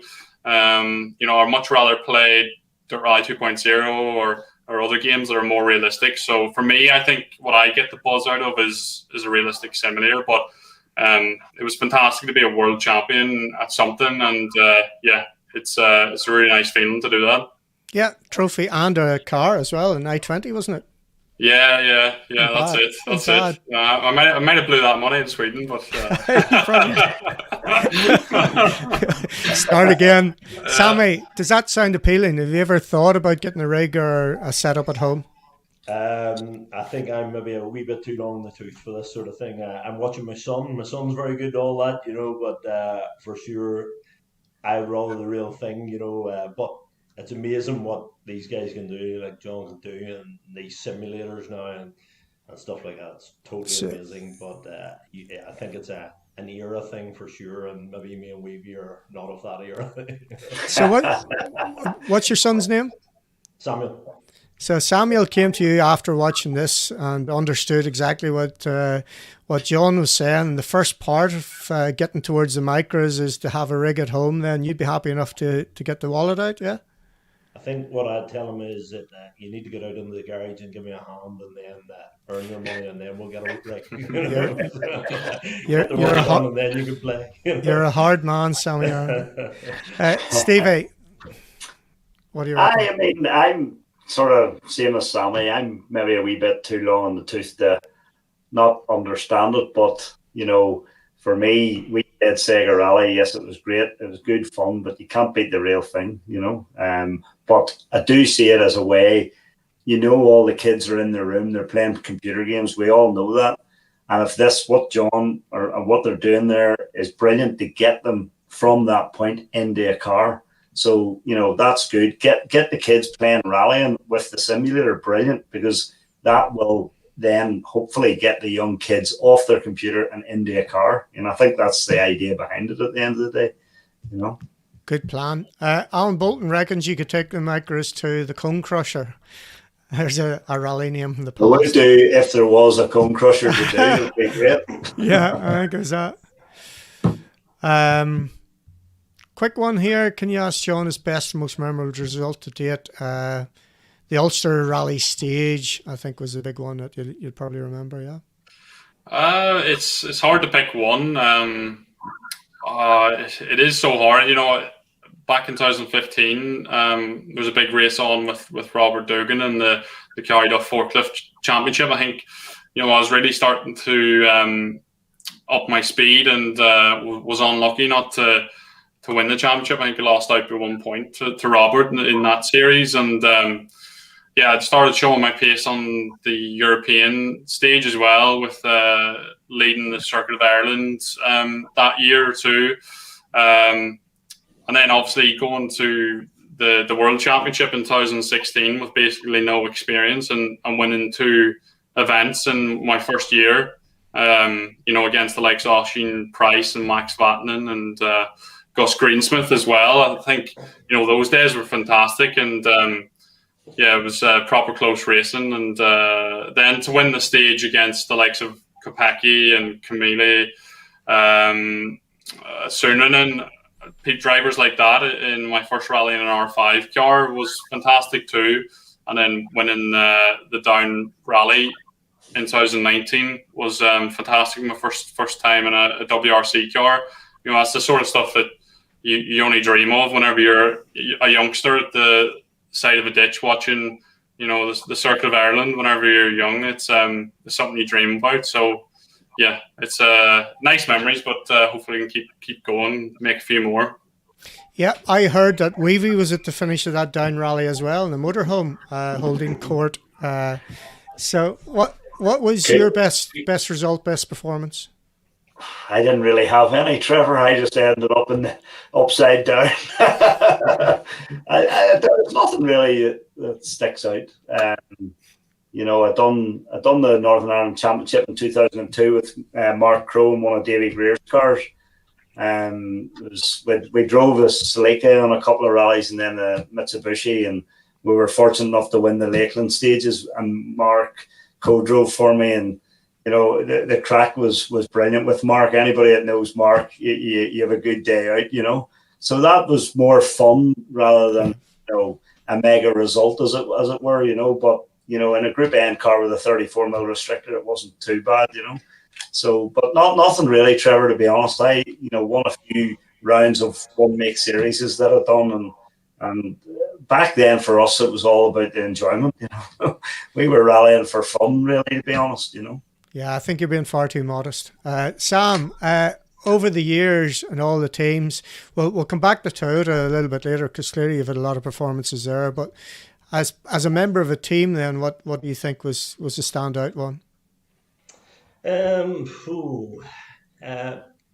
can remember one Davy winning Lurgan Park Rally, believe it or not. The big thing about that was it had an awful lot of trouble that week with the car, Escort Cosworth. And we're having a lot of drive shaft issues and front diff issues. And me and Davy had worked quite late a few nights that week. When I say quite late, maybe 4 in, you know, I think on the Wednesday and Thursday night. And eventually we managed to sort the problem out. So I'd have just finishing a stage in Australia then, Colin McRae Rally, so we're about the same time. So he is quite fortunate to win the rally because I think Kenny slid off then. But to get a result after putting a lot of effort in the week before, so sometimes those events are memorable. Another one, Davy won the Fastnet Rally down in Glandore. In the Celica, we converted the right-hand drive, 185 Celica, Brevet car to right-hand drive. And I think Michael Orr was navigating for him. I think that was possibly Michael Orr's first win ever. So that was quite nice. And we won that rally with Richard Smith 8 years previous. So it's a very nice trophy for that rally, and it's a quite nice trophy to see Davy's name on and Richard Smith's name on. You know. I thought you might have brought up the Circuit of Ireland, the battle with Frank Marr. That was a fantastic battle and proper old Circuit of Ireland chase car at the end of every stage. At the end of the week, you were ready for your bed, but that was a tremendous battle, and I think lost out really on out over Partridge Mountain. I think was the stage. Was that right? Yeah, Partridge Mountain, big long stage. Don't remember the names, Sally, but yeah. Possibly Partridge Mountain, late night, in the dark was the stage, problem. a lot of rain, So, but great battle, really good battle. And Davey went on to have a lot of good battles. They both went in the Group A escort cruisers and a few good battles after. I remember in the 1997, it must have been Circuit of Ireland. Neil Weirden and I were doing it with Asquith. As you say, you were chase cars at that point, and you were chasing, so you were servicing after every stage. But we were servicing up on a height somewhere, and it was just overlooking a bend. So I was just standing, watching, maybe eating a sandwich. Well, round this corner came one Isuzu Trooper, and the inside wheel was that much in the air, followed swiftly by a second one with the wheel that much in the air. I wonder who was driving those cars, John McLean and Sammy Irwin. But they were proper days, weren't they? They were proper chase cars, but good job they're gone now, because that would be far too irresponsible, wouldn't it? Right, who else have we got here? One for you, Evie. You broke down outside Kildare on the way home Cork 20 in a sunbeam. Do you remember this at all? No. Yes, I do. Sean McCormick. Yes, I do. We were down spectating. I think I was maybe 17 or 17-year-old. We had a Talbot Sunbeam road car, probably with different coloured wings and doors on it. And, I can't remember the exact scenario, but the car broke down and Sean was down spectating as well. And I didn't really know him. He was in a hard Sierra and he came and gave us a pull out, and we fixed the car and we carried on. So every single roundabout between Kildare and Belfast, we done 3 laps of, and Sean followed us, and that was a great memory. And I still see Sean just over the years. We sort of met each other at different rallies. So I do remember that. That's a long, long time ago, though. Okay, Simon Fullerton. Hi, Simon. How are you? And Willie, no doubt by watching as well. Will rally never be as good as the Fisher McHale Nesbitt Cullen and Meyer days? I think it actually was. 2019. John, you did Galway. Was it 2019 or 18? 19 it was, yeah. 19, yeah. The entry and the pace in that rally in Galway was just incredible, wasn't it? Yeah, it was. That was probably the return of seeing full entry list of top flight drivers and cars going wheel to wheel, and it was really, really good to be part of that. I would have loved to continue and done more that year, but it just didn't materialise. But it was brilliant to see the battle that Ali and Callum were having with Craig, and I thought it was a really, really good year, and hopefully we can see more of that again in the future. Definitely. Is there a Facebook page or anything? You can put together a Facebook group dead easy, Weavy, if you want to do that, or get somebody to organise that for you. I'll get somebody to organise that for me. That'd be great. I thought you would, yeah. Are you any good at Facebook, Kai? Clare Motor Club from 2017. Let me just show this then. Clare Motor Club 2017-19 raffle up to 8 free entries for the Clare stages. This came up recently. I didn't have time, I don't think, to have the question or to get this out. Do competitors look at this when considering a rally? What do you reckon? Free entries, is that good enough value to do something? Yeah, well, I think, it is. Obviously, the entry fees are a big thing, especially for the lower competitors, the clubmen. And the entry fees over the last number of years, obviously, with insurance and stuff, have been increasing greatly, So I think any motor club that's doing something like that has to be commended on doing that. And the younger competitors and the people that, are struggling to find the money, obviously, it's going to be more appealing to them. But to have that is brilliant, It's good. Yeah. With a question from Noel, does it have to be limited to young guys? But the future micro champion has answered it on your behalf, Weavy. So, well, I'm 49. I'll be 50 in April here. So, it's open to everybody. That's the beauty about it. 17 to 70. Derek Crossan's building one. He's 75. So, there you are. There you go, 75. Like there's definitely no upper age there. What's the process for making gravel ice notes and getting them recorded? We'll do that later, definitely. That's second part of it. Well, geez, look at the time. We're an hour and a half in. That's mad. Michael Orr's quick question. Sammy, remember taking a Group A Silica to Skibbereen with DG? Awesome memory for me. That's the one we were talking about just now, wasn't it? Yeah, That's it. Okay. Yeah. The answer was yeah. Right. Okay. Sammy, Monte Carlo. First, second, fourth, and sixth. Where did it all go wrong? Fantastic start to the year. What do you say? I mean, certainly, I don't know about anybody else. I was as happy as could be coming home on the plane. It's just to start off the season like that's fantastic, and could have been even better. Only for maybe that's a small puncture, with Kelly, but fantastic. Great drive and team and everything. Cars work fantastically, so super. Right. I want you to take us through in a really quick way in 2, 3, 5 minutes how you've gone from a forklift mechanic into Toyota Gazoo World Rally Team. Well, I think I touched on it earlier. The short answer to that really is that I've been very lucky to be surrounded by good people all the time. And if you can take a little bit, very clever and very good people at what they do, I've been very lucky. So from a motorcycling background, my father mechanic and my brother raced bikes. I raced short circuit road racing. Wentworth carried a forklift as a forklift engineer. David Greer was interested in rallying, done a lot of rallying, and I started working on his rally cars at night. And from there, just got the bug and progressed across to four wheels from two wheels, which a lot of people would, get a lot of stick about, But anyway, I just worked with an awful lot of good people, and David Greer's and everywhere I've went since.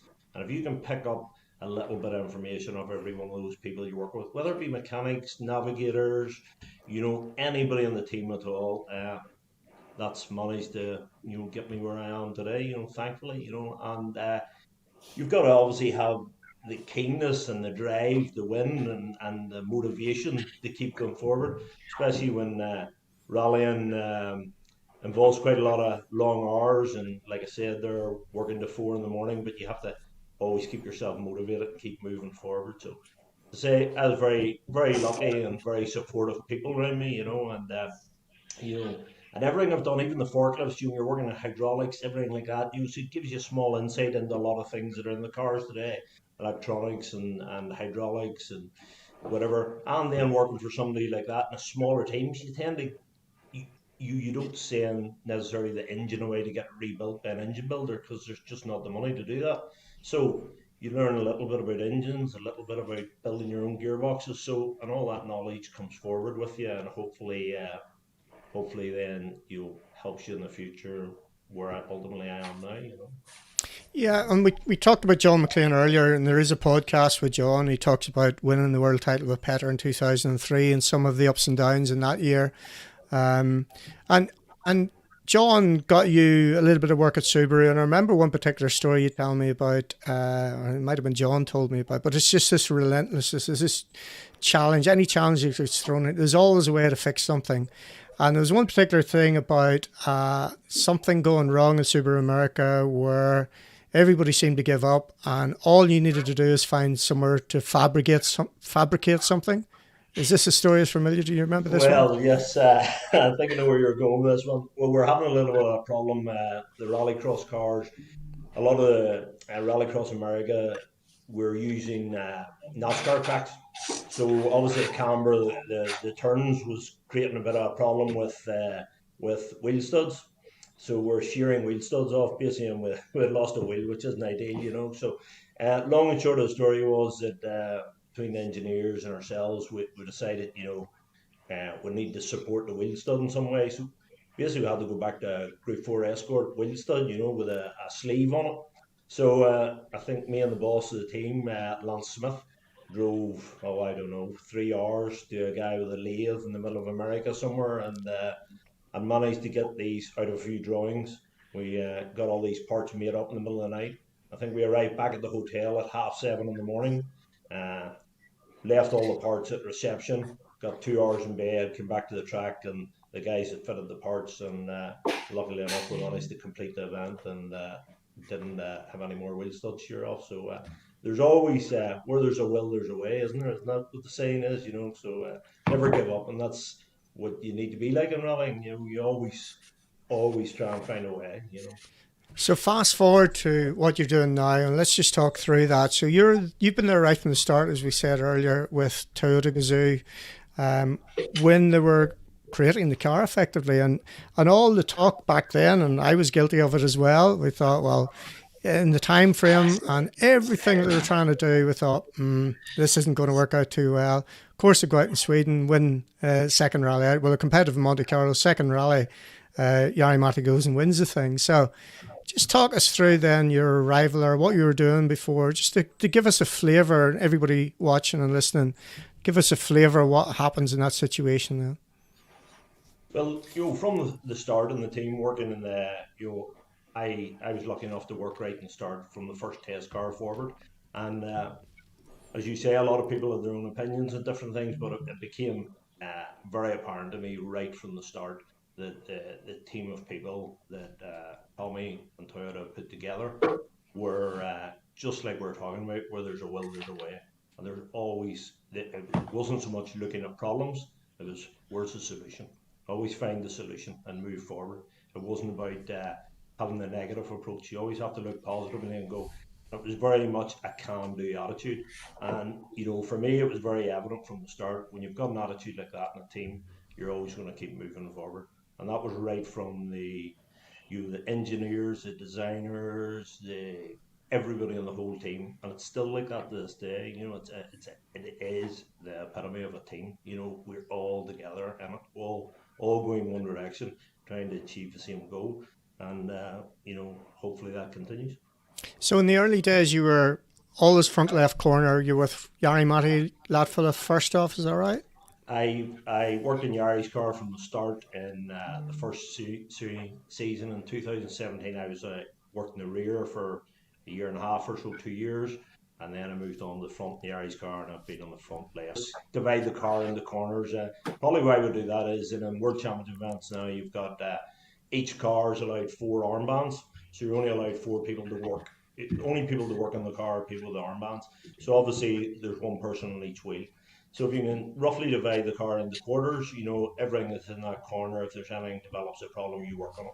Although having said that, we communicate with each other and maybe we all work together. And for instance, if so I could work in any area of the car, but that's my designated area. So for instance, if my corner's okay, but there's a problem on a rear corner, you'll slip on that, and that's part of the team ethos again. You'll help your teammate out and help him to get the job done. We're all there to achieve the goal, the same goal. Okay, we'll just have a look at this and you can talk us through it. The quality's not fantastic on it, but so this is a typical service. No, it's not a service. That's quite near the end of the service, and one of the services in Monza, the guy you see in front of you, right in front of the camera, is Lee Hanley. So he's the #1 technician on Elfin's car. So we take our lead off him. Elfin will speak to the engineer and speak to Lee Hanley, and then he'll give us a brief before the car comes into service. And from that brief, we know what the job list is. Obviously, when we jack the car up, take the guards off and stuff, you give a visual inspection of everything, and then that's when you have to be on your toes, because something may change. You may see a leak somewhere, or you may see a crack or a piece of damage, and you've had your briefing before what you're going to change, but that may all change when you see something's damaged in the car, and then you communicate that back out to the engineers in #1, and then make a decision from there whether you're going to change it and go ahead. And obviously at all times you're keeping an eye on that clock in the back corner there. That's our main thing, is never to leave service late. Always to leave the car in perfect running condition and never leave late. Okay, and timing wise then, what time is that car going on the floor? Okay, well, it depends what you're doing. I mean, the likes of there, it depends what your job list is. If we're if we're getting it really tight, ultimately we always want to have it down. I think there's 1 minute on the clock there. We always want to have it down with maybe a minute and a half to go. But it depends if you're on a real tight job and you're trying to change something that takes 5 minutes to change, you only got 4 minutes. It might go on the ground with 10 seconds to go. So, what's been the biggest shit fight in the last couple of years? Talk us through one of those particular services where it just had to get done. And I'm always intrigued just how calm everybody is. And I think that's the observation for anybody, any casual spectator who comes, part of, hospitality, they'll come and have a look at it, just how calm everybody works. Yeah, I suppose we one of the big changes would probably, if you look at Spain, where we changed the car from gravel setup to asphalt setup, and now you get slightly longer for that. I think from memory it's something like an hour and 15 minutes.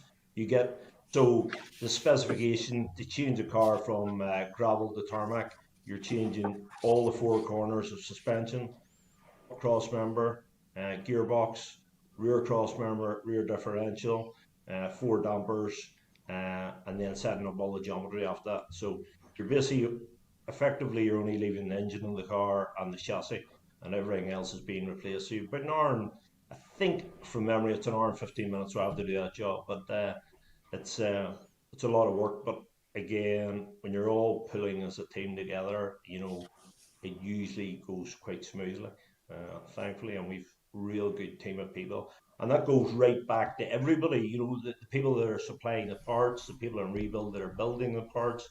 It's not just, we're just the end people that are fitting them the car. The people that are preparing those parts and building them, they're doing their part for the team and making it right. If it wasn't for them, if I go to fit a part and it doesn't fit correctly, then that's when the shit fight does start. Okay.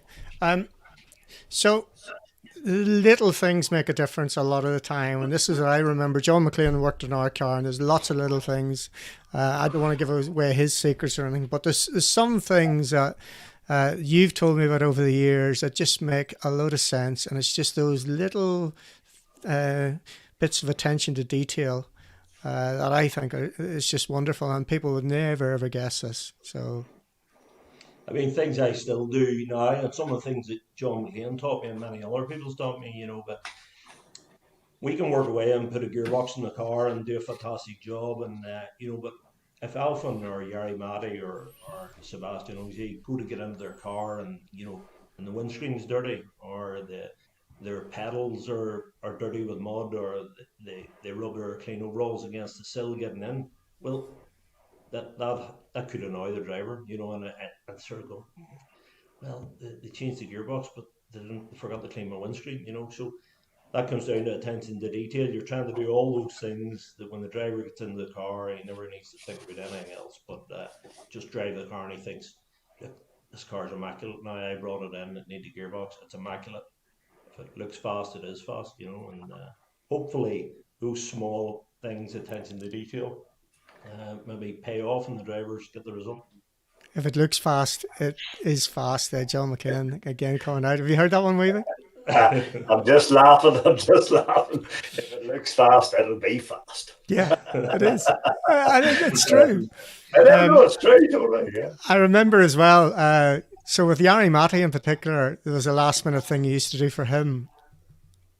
Yari Mati, one of the guys who used to be on the team, taught me. I mean, Yari wears glasses in the car, so the last thing you do before you get in the car would always hand them you can buy them small sachets to clean your glasses. We always give him one of them, the last thing in the car, so as he can clean his glasses and leave.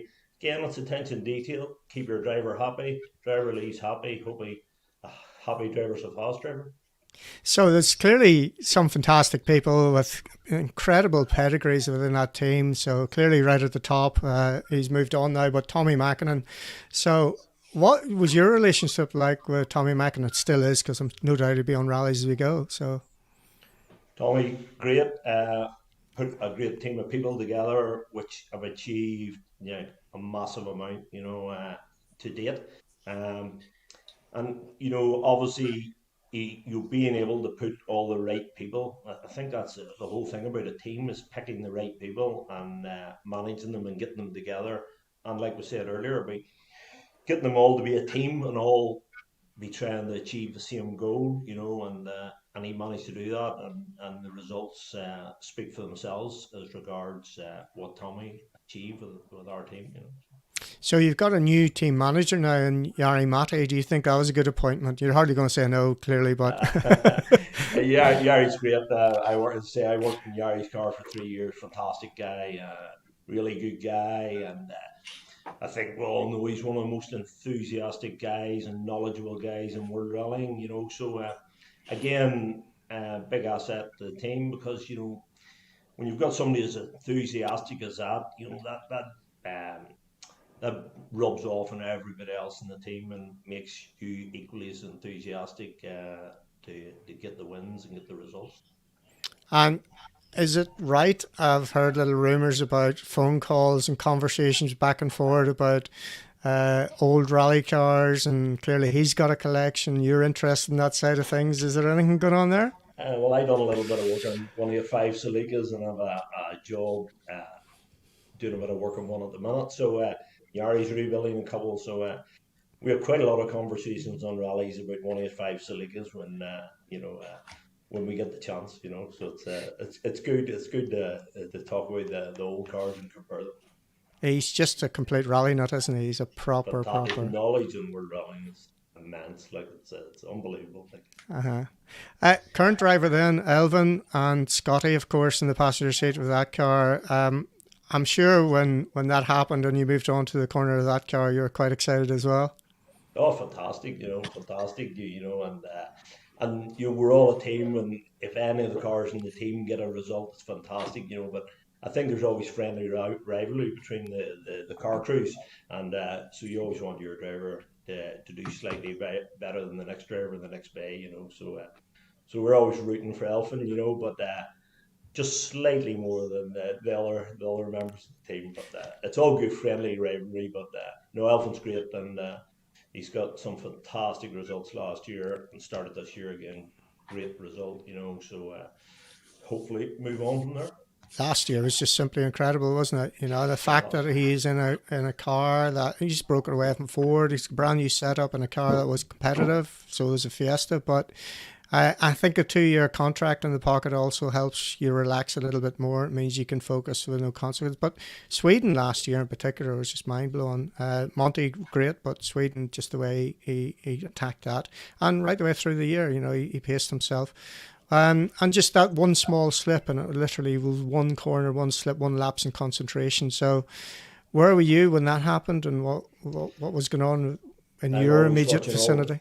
If I don't have a job on, I'm always watching the live footage, and I think sometimes the guys think I'm actually steering the television screen, but I was watching it, and I mean, we're just we live and breathe it, when we want them, we want any of our drivers to do well. That's the name of the game, and the navigator, our team to win or do as best they can. So you just felt so gutted for him, but that's just, I think when you're in the sport as long as ourselves, I think I'm in it nearly 35 years now. We know that goes to the territory, unfortunately, but what you do is pick yourself up, move on, and another go, and the next time it'll be different.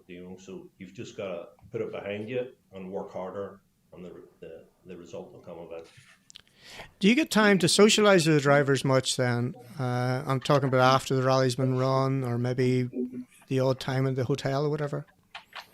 Occasionally, we get a chance, but to be honest, the drivers and navigators are so busy with their schedules, not only driving the cars, but then when they finish one event, they're looking forward to a test or whatever to go to the next event. They're so busy, but occasionally we do get time, but we'll have a great laugh, and that's a good thing about our team. All the drivers and navigators, even if we're sitting at night having a cup of tea, we can all talk to each other and have a laugh. And again, that all adds to the team mentality.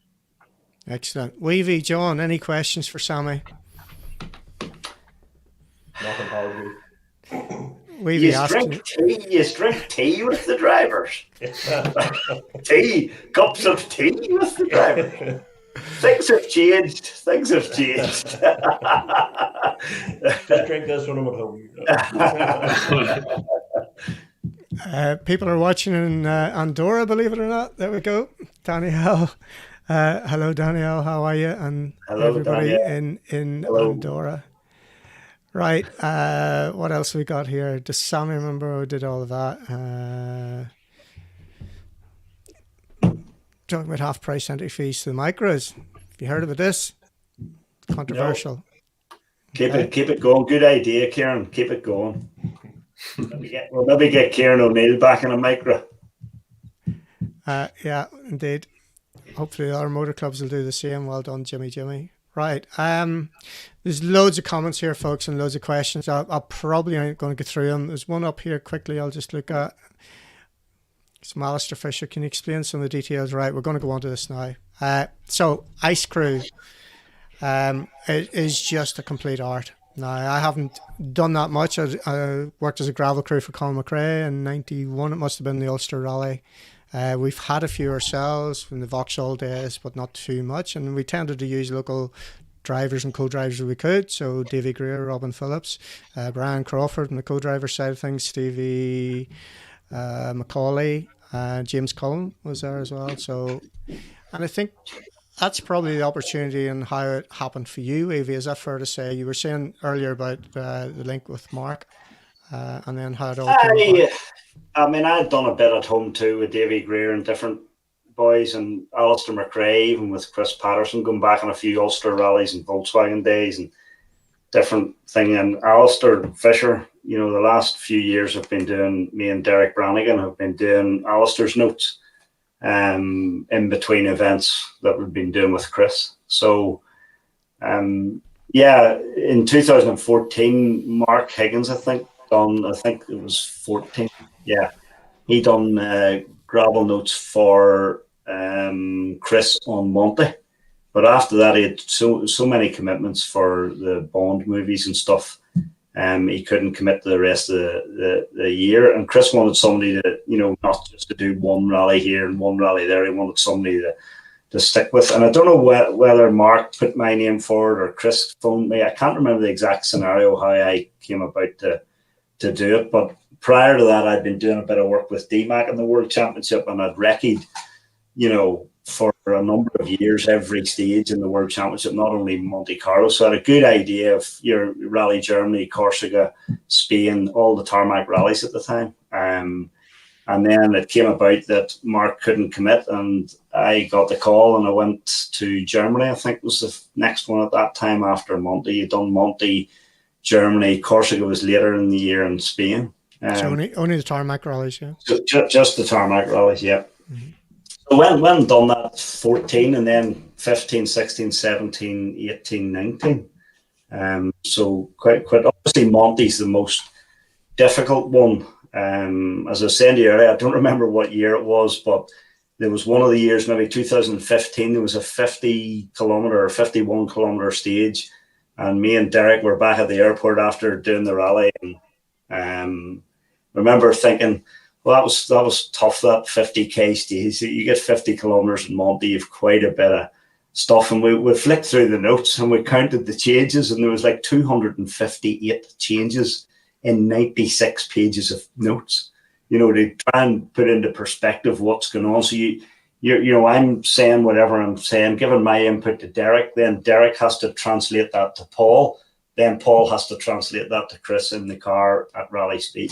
So as you can imagine, there's quite a bit of work goes into that and a bit of detail. And, you know, you know, at the time when you're doing it, you think, oh, just take me home. I don't want to be here. But it's quite rewarding, especially if Chris was able to do a fastest time in a Monte in and around Gap against Ogier, you know, in the old DS3 against the current Volkswagen. It was good. I think 2016, Chris led the rally a bit and was having a really good battle with OJ, and the sump guard come off the DS3 and went through the gearbox. I remember me and Derek were in Sisteron. That was the stage to take you the run back down to Monaco. And I think Sisteron was 33 kilometres long. And anybody that knows it, the starts off dry and you work your way up to the village. So you've about 15k of dry tarmac, and then you come in the village, and every year it's slightly different where the level of ice or snow. But you've got about 4 kilometres or so of ice with snow on top. So you've got that, and then you drop down the other side, and it's sort of damp, and then it dries out again. So you've got your dry tarmac, you've got your ice, your snow, then it goes damp, and then it goes dry again, and you get one tire choice because you're in service in Gap, and then you leave service, you go to Sisteron, do Sisteron, back down to Monaco. So you have this 133k stage, and that the year the gearbox, Chris had texted me a picture or something of the whole of the side of the gearbox, and we stopped in the middle of doing the notes for Sisteron. And that particular year, I remember, I hadn't seen it before in Sisteron, but there was 2 tarmac lines through the ice the whole way. The 4 kilometres was still ice, but there was 2 tarmac lines, and I was driving along. I was saying to Derek, "We're still in the slick here. We're still in the slick." Just generally, as he was calling the notes, and there was nothing really to say. We knew we'd come onto the ice, and I thought, I think that you might get away with a slick in that, and you're thinking, because it's not always about slowing them down, it's about keeping the speed on too. And I don't remember the exact scenario. I'm sure somebody out there will correct me, maybe Julian Porter or somebody, but I think Neuville, Chris was about 40 seconds behind Ogier before we were going to Sisteron. And I think Neuville went on slicks and everybody went winter, or 2 winter and 2 slicks. I don't remember the exact scenario, but Neuville was 44 seconds faster than Ogier. He was fastest on the stage by going slick. And I had in my head, we're going slick here, but it didn't transpire. Chris at the time was 40 seconds behind. I was thinking if we had went a slick and he had a match Neuville, we were going down to Monaco 4 seconds in the lead, With 1 day to go. But still the 2 stages repeated on the Sunday. So I'm just fascinated by that. If there's 2 tracks through the snow and ice, then how confident are you that the top cars aren't going to knock more of that snow and ice onto the road? So, well, once you have the dry tarmac, if a bit of snow or ice comes, that's kind of okay. You'll get away with your slick because we had something like 30 kilometres of dry tarmac or 28 kilometres of dry tarmac. So you don't, if you can get away with a slick, you don't want to be in a winter car or a stub, on that section. But it's always a balance, and Monte's very much like that. And this year, I think maybe Sammy will correct me if I'm wrong, but they've done maybe 2 stages of loop this year. Was there ever 3? I mean, classic Monte's, a few years ago, I think you had 3 stages. So you have 6 tires for 3 stages, which is even more difficult. Because you're kind of nearly always on the wrong tire. Not always, but it can fall for you that you do 1 stage on the right tire and 2 stages not quite on the right tire, or a mix of tires.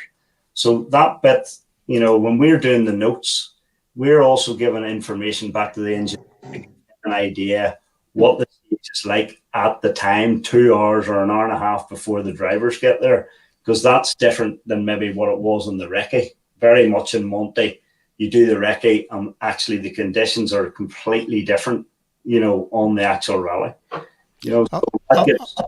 I just want to stop you there, though, because I want to go right back a little bit. And I know you used to go in the tests as well, certainly in the Citroen days. I don't know if you continued any to Toyota. So you would leave, probably arrive more or less the same time with Chris. In fact, there was a funny story. I think it was Marseille on the way to Monte Carlo test where you got collected by a taxi driver. Turned out it was Alan Array. Is that right? Yeah, no, that's right. Actually, I used to go and do the pre-Monte test. Or in fact, any of the tarmac rallies I'd done with Chris doing the notes, I would go out and I would sit in the car, and it's a really good, when you're doing the notes, especially that new generation car, from 17, the aero's so great on it, that the corner speeds, and Sammy's one of the few boys that have actually sat in these cars, and anybody who's sat in them, you used to go on from a rally, Chris would go off the road or whatever his problems were, and people would criticize, but whenever you're in that race with those guys, it's unbelievable. I remember Barry Meek sitting, he only got a run with Chris in the Toyota in a Finland test, the year 19 when Chris was at Toyota.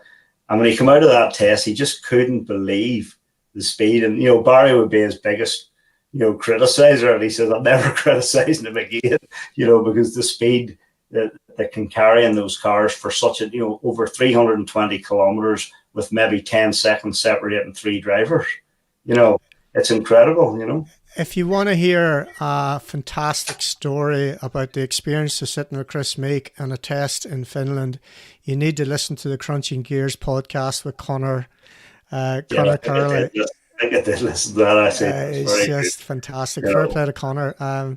But yeah, that's the thing that nobody can comprehend. It was a question actually come up last week. The forces involved in the 2017 car, and I know talking to Phil Mills when he got in with Elvin on tarmac, he was blown away, as everybody does. Can you describe what that feels like? I mean, it's hard to give that description. I don't think you could describe it. You have to actually, have done it and to understand it. You can't. So to give you the best example, you'd be going down a road, you'd be making your own pace notes to do your own rally. And, Chris's notes were 1 to 6, 6 being fastest. So he'd be calling 6 left. And you're thinking, you go down 2 gears for that, that tight of a corner. But the aero in these cars are so good with the aero package and the suspension and the geometry and everything combined, that the speed that they can go around those corners, it is 6 gear. And when you sit in the car, you need to understand that to be able to do the notes for them.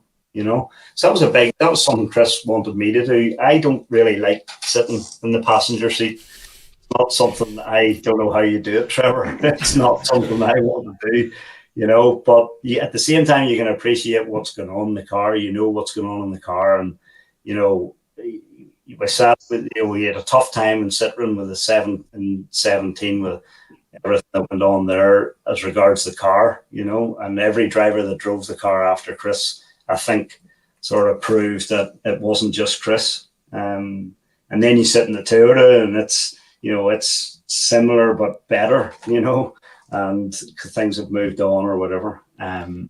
So to see that side of it, that's really important when you come to do the gravel notes. Even you're doing in Germany, even if you're in Planzerplatt or in the vineyards, to see the speed that the car and Chris can do, you need to relate that to the notes. When it's very important that when you're doing the notes, you know and understand that. Right. So going back to the test, then it's just to experience what it is, to understand the different tires and the choices that you're going to have on the rally. Yeah. Then you arrive at the rally. What's the procedure then? You clearly have got some sort of strategy meeting. You've got. But we would have arrived in the rally at the same time as Chris, because we would do the recce also. So any team member can be on any stage up until the end of the recce. So the engineers obviously recce the stages, and we would have recce'd them just to get the lie of the land. And it's a funny thing, you're creating this relationship throughout the week to do with the rally. You're driving the stages, and as I said earlier, a lot of the time the stages were different during the recce than what they actually transpired to be on the rally, and being there that whole week, going out, having dinner, talking about the stages, the tire, the strategy, what we would have had if that condition had have arrived, and you nearly see all these conditions. But of course, when you come to the rally, it's completely opposite.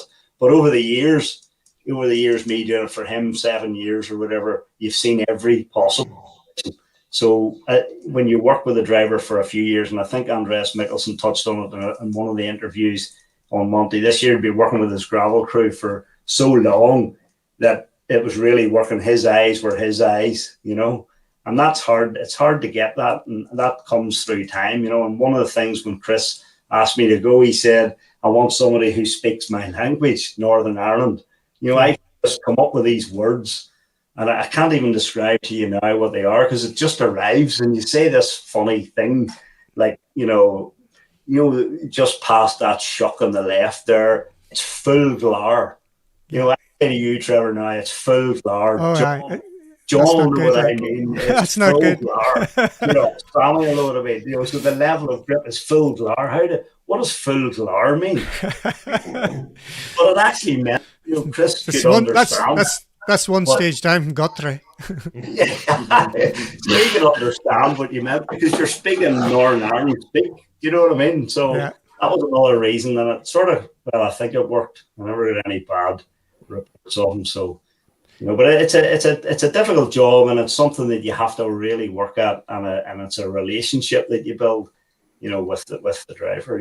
Right. Well, let's stick to Monte Carlo, because traditionally, as you say, a lot of the time you're doing 3 stages. So what a lot of people forget when they watch World Championship rallying now, all the stages are in loops, and clearly the tyre choice is for all 3 stages. So somebody going out and going fast in the first one could be because we've got the tyre that suits that stage best, and it's always best to wait to the end of the 3rd stage, see what the tyre wear is like, and that's really the aggregate over the 3 stages. That's fair to start with. So the second thing in your environment, so we know the rally was starting earlier at the weekend. Sammy can definitely attest to that. Some of the guys were leaving at 2 o'clock in the morning. So the ideal scenario, I suppose, is for you to get onto the stage as late as possible, so you've got the most up-to-date conditions, so you can report back to the driver. But also there's a balance there between getting the information back in time for them to incorporate it into the notes. You don't want to miss the information and not get it in the notes. And I know nowadays you're probably using WhatsApp and sending pictures of pages of notes, that type of thing. Just give us a little bit more insight on that side of it. Like you say, you want to leave it as late as possible for each stage, but you still have to get through the stage. You've got a time window where you must be off the certain stage by a certain time. So you need to be very careful. And Derek, was very good at that, where he could sort of say, right, and he would maybe say, right, we'll go, and the other guys, you see them floating about or whatever, and they're all hanging around, and you're thinking, well, come on, not hang around, because you're always, as a driver, you're always thinking, I want to give the last minute to get in there. But Derek would always build a wee bit of time in that, you end up getting in, and it gets really difficult.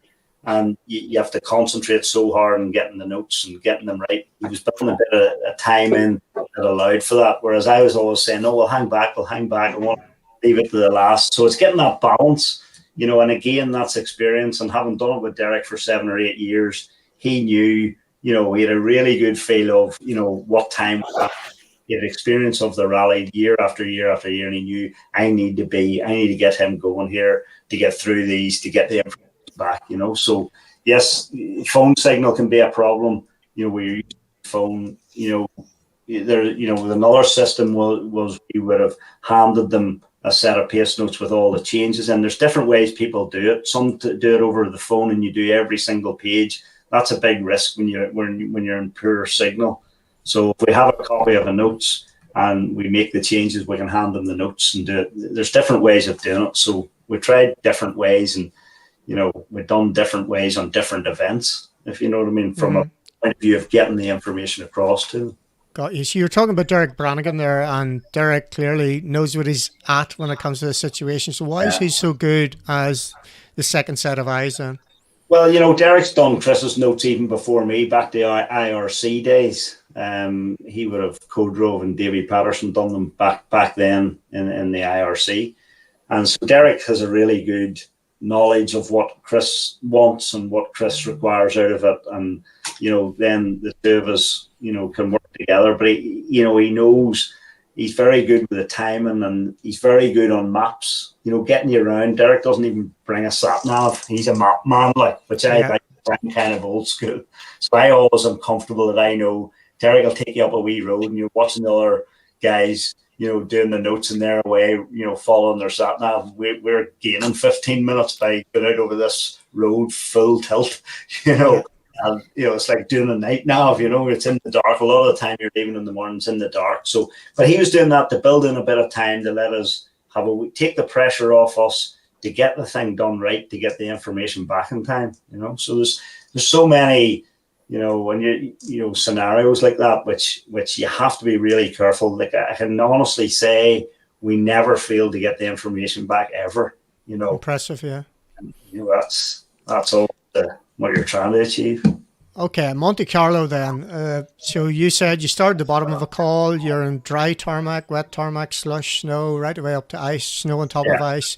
Then round the col, down the other side. A lot of people don't appreciate, though, that the north side of that col, no matter where you are, the sun ain't going to get on it. So irrespective of what's going to happen. So these are the small things that are specific to Monte Carlo. Yeah. Well, you have what else? South facing, and that's, everyone knows that. That's fine. So you're in the shade, you're in the sun, north, south. So you're in the shade, you're in the sun. But the difficult part there is, when you're in the shade, it's ice. But sometimes it's not ice. Sometimes you can be in the shade and it's not bad. And it's those key places where it's not only about slowing him down, making sure he doesn't go off the road. It's also about letting him carry some speed. And you'll see that with OJ, he's able to carry speed on this surface, which you think is exactly the same he's been driving on, but yet he speeds up. And the level of grip, although it looks the same, can be quite deceiving. So the level of grip, if you've got a white stage, which is snow or frost or whatever, sometimes the grip, even on a scenario like that, is different, So you're watching out for that. And then when it starts to get good, you want to get your driver up and away. The driver driving on the ice and the snow with a slick or a winter tire and no stud, he's being very cautious and he feels like he's hemorrhaging time. So as a driver, they can't wait to get out of the blocks. They want to get away. So you need to be careful and give them the right information when they can go. And when it looks okay, but it's not, then you need to get them to pull back, because you're thinking he's looking at this road and he's thinking this is okay and he's busting to get going. So you need to be careful in a scenario like that where you give them enough information where whatever you do, don't go at this point. What you're seeing is not what it's like. Gotcha, yeah. Yeah. So there's so many things like that. So talk to me as well then, Wavy, because clearly I don't know if it actually happens. So you've got to have some experience over the years of what you actually see and then what Chris will see in the rally car. Now, do you go back and watch the in-car to see what actually happened on the stage after you've sort of imagined what it's going to be like? I'd have thought that's got to be something that you need to do. Yeah, no, definitely you do. But the thing about all that is you can only do and say what it's like when you're there. So when I drive that stage, I can only describe what the road is like. And the road changes from time to time. It changes one way or the other. So you can't, I never ever deviated from that. And Chris understood that. And if you try to preempt or you try to think, oh, well, do you know what? There'll be some mud on that road after he's running car 6 on the road. I didn't preempt that. The odd time you knew, because it's a particular corner and every year it's like that, you can say, by the condition of the road, it's going to be muddy. But he knows that, you know what I mean? Because every year it's like that. A few key places and a few stages, it always gets like this after 4, 5, 6 cars. Right. But what we done, we used to say, we'll just Roy Walker it. We'll just say what you see. Say what you see, and whatever words come into your head, just Roy Walker it, Okay. and say what you see. So everybody, I'm just giving you an insight of the way we done it. Uh-huh. Guys, any questions for you around ice notes, Monte Carlo, John, a rally that you'd love to do, no doubt? Yeah, it's a good challenge. I'd like to do it someday. It's just interesting the amount of stuff you can learn from the likes of Stevie, talking you through it and how you think about certain scenarios, about south and north facing and stuff like that. Even at Monte Carlo this year, the conditions got worse between the safety crews going through and when the cars got there, and that was a massive shock to the system for the drivers. But I think as drivers we normally take the first couple of corners to find what the grip level is and then sort of carry the feeling through from there then. But yeah, it's definitely interesting. I think obviously Chris's notes were sort of like speed based. Do you think in that scenario that angle based would be better for switching between speeds of cars? Well, I think his notes were, I wouldn't say they were speed based. I would say they were angle based. But like I say, when you go back and you do the test, is like a 6 left for him. You would look at it and think it's a 4 left, but it's not. It is a 6. The angle might have looked to me tighter, or you or somebody else tighter, but to him, he knew because he'd driven the car with so much downforce, so much air. It is a 6. So his notes would be, not speed related. They would be sort of angle related, if you like, in relation to his numbers. I mean, yes, things do change, but we used to always say, or the boys used to remind me, you know, you only do 4 rallies with us. We still have eyes in our head. Yeah.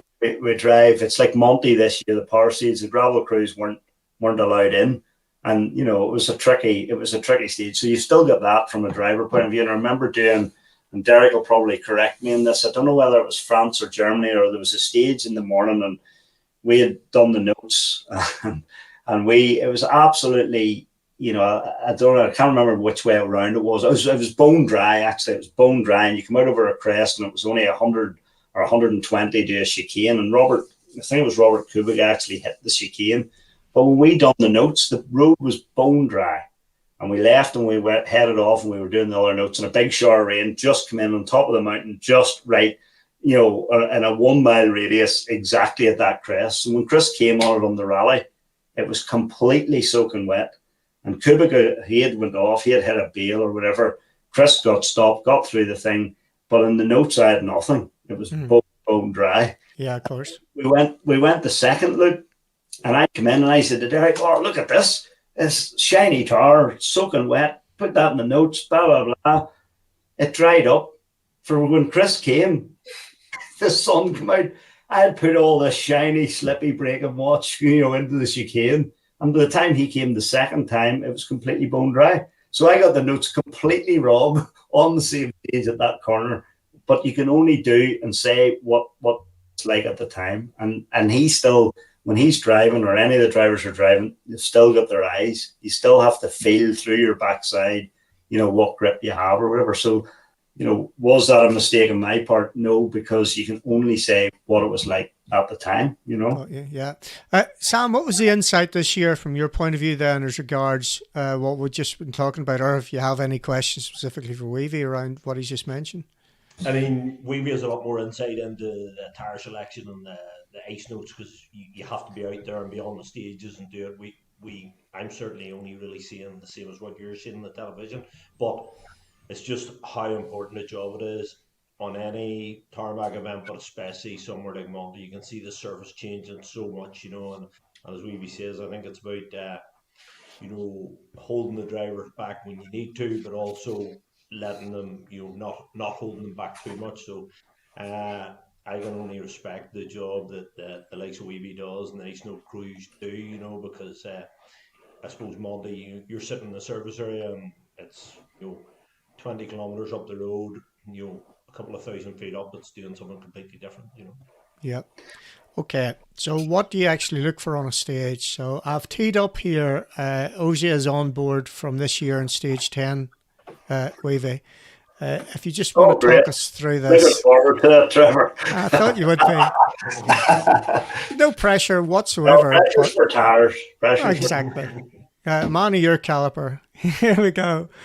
Right. Can you remember the original Finnish pace notes was all about driving as you saw it, and on the odd occasion where it looked different, like fire brakes and deceptive, that's really where they put the notes in. That's the original Finnish pace notes. Yeah, well, that's kind of, you know, they have their pace notes for the stage, so that's kind of what you're doing. It's when the road looks good but it's not, or when the road looks bad but it's not. Yeah. A lot of the time that white, you know, can only be a frost, and in which case actually the frost it's okay, you know, there's grip, but yet the road looks that there's no grip, you know. So it's, you know, it's a bit of trying to, you know, manage that with the driver that don't lose any time and you keep them on the road. I mean, it's impossible.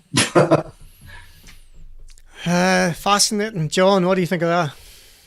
Yeah, I thought it was really interesting on that particular stage that it got drastically slower as each car went over the ice. The drivers were saying that the ice was polishing, and that's something that I never really seen either from a Monte rally. And it seems like we keep figuring out these new scenarios where something's happening, and that's why we're losing time and being quite analytical about it. I think in a Monte there, when you have fresh snow and you're on the 18-inch winter tire, the wide tire, and you have surprisingly good grip because the winter tire is just clearing the fresh snow. But what happens in that fresh snow as the competitors go over it starts to hard pack and become polished, and the later runners on the winter tire have zero grip. So running first in the road there is an advantage in that scenario. And then you go to the likes of Sweden, and first on the road with the fresh snow is a disadvantage. So it's, there's all different sort of scenarios like that, See what all your drivers have to cope with, Sammy, yeah? Yeah. And just concentrate in my corner. Yeah, you're just back in the service park drinking tea and watching the telly. Like, what do you... Sorry, go ahead. No, go ahead. Typically, what are you doing then between services, Sammy?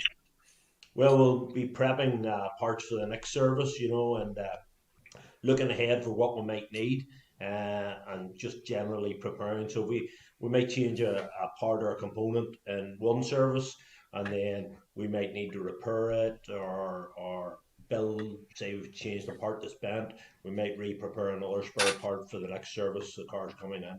So that's all. It's all about preparation, and making sure that you have available any parts that you might need.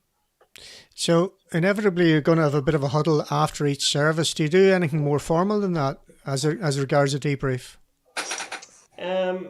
Generally, they'll have a team debrief after each event.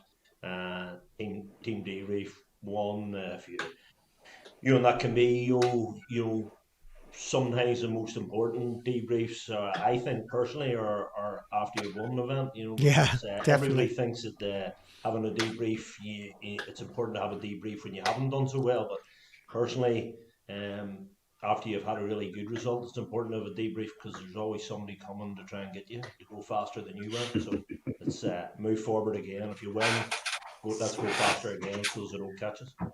Yeah, I think it was Mandela said you either win or you learn, but I am a firm believer that you win and you learn a lot as well. So what went well, we'll do more of that. What could have gone better, we'll work on that. I think that's definitely something that comes up. So somebody asked you here, what was it like having Chris in the team? Chris Meek, Sammy. Fantastic. It's always great to have one of your own countrymen on the team, and you're always... unfortunately, he didn't just get as good as results as we wanted him to, but for me, it's fantastic having one of your countrymen there, but I think somebody once asked me the question in the team. I mean, it doesn't matter, if you're one of our drivers or one of our team, I want you to win no matter what, and yes, it's nice having a countryman, and I'd like to see him do a lot better. He was a wee bit unfortunate, but look, if you're driving one of the team cars, we'll put everything into getting you a result, no matter, Well, you weren't working on his car. Sometimes, clearly, if you double up on services and things like that, you might have done a bit of work, but you weren't assigned to Chris's car. Wasn't assigned to his car. I always worked on Yari's car, and then I often. But we on the last service of every evening is a 45-minute service, and that's what we call a flexi service. So we can bring the 3 cars in and park them, and then we decide what time we're going to start servicing the cars. So we've got 4 armbands for each car, so that's a total of 12. If you want to, you can have all 12 mechanics working on one car. So in the last service at night scenario, the flexi service, then what we tend to do is the number 1 mechanic will have the job list for, say, Chris's car or Callie's car or Sebastian's car. And then he'll decide how many mechanics he needs to work on that car. So although I do the front left in Alpha's car, you might see me working in under and below the engine and gearbox on Seb's car or Callie's car, or working around the rear differential. You'll just, whatever the job list is, we'll adapt to many mechanics we need on that flexi service. Excellent. You've got a fan in that. Sean Cohn says he could listen to you all night, Sam. And this goes to all of you. It's fantastic. There was a question there, Weavy, about temperatures, because clearly that's part of what you do as well, as part of the gravel crew. Yeah. I mean, well, when we were at Citroen, we used to take the road temperature, ambient temperature, start, middle, end of the stage, or different parts of the stage, and relay that information back to the engineers.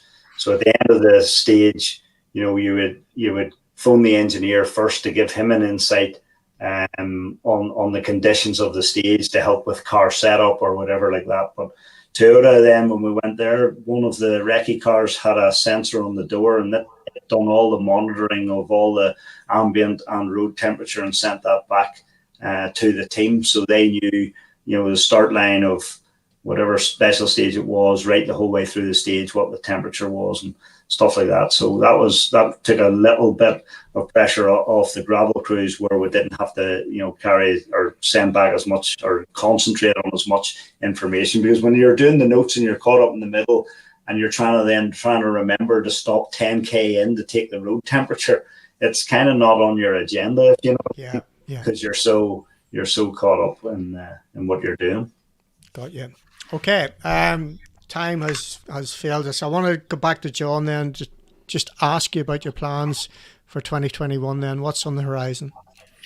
I've got no firm announcement, but I'm definitely trying to get back into the WRC.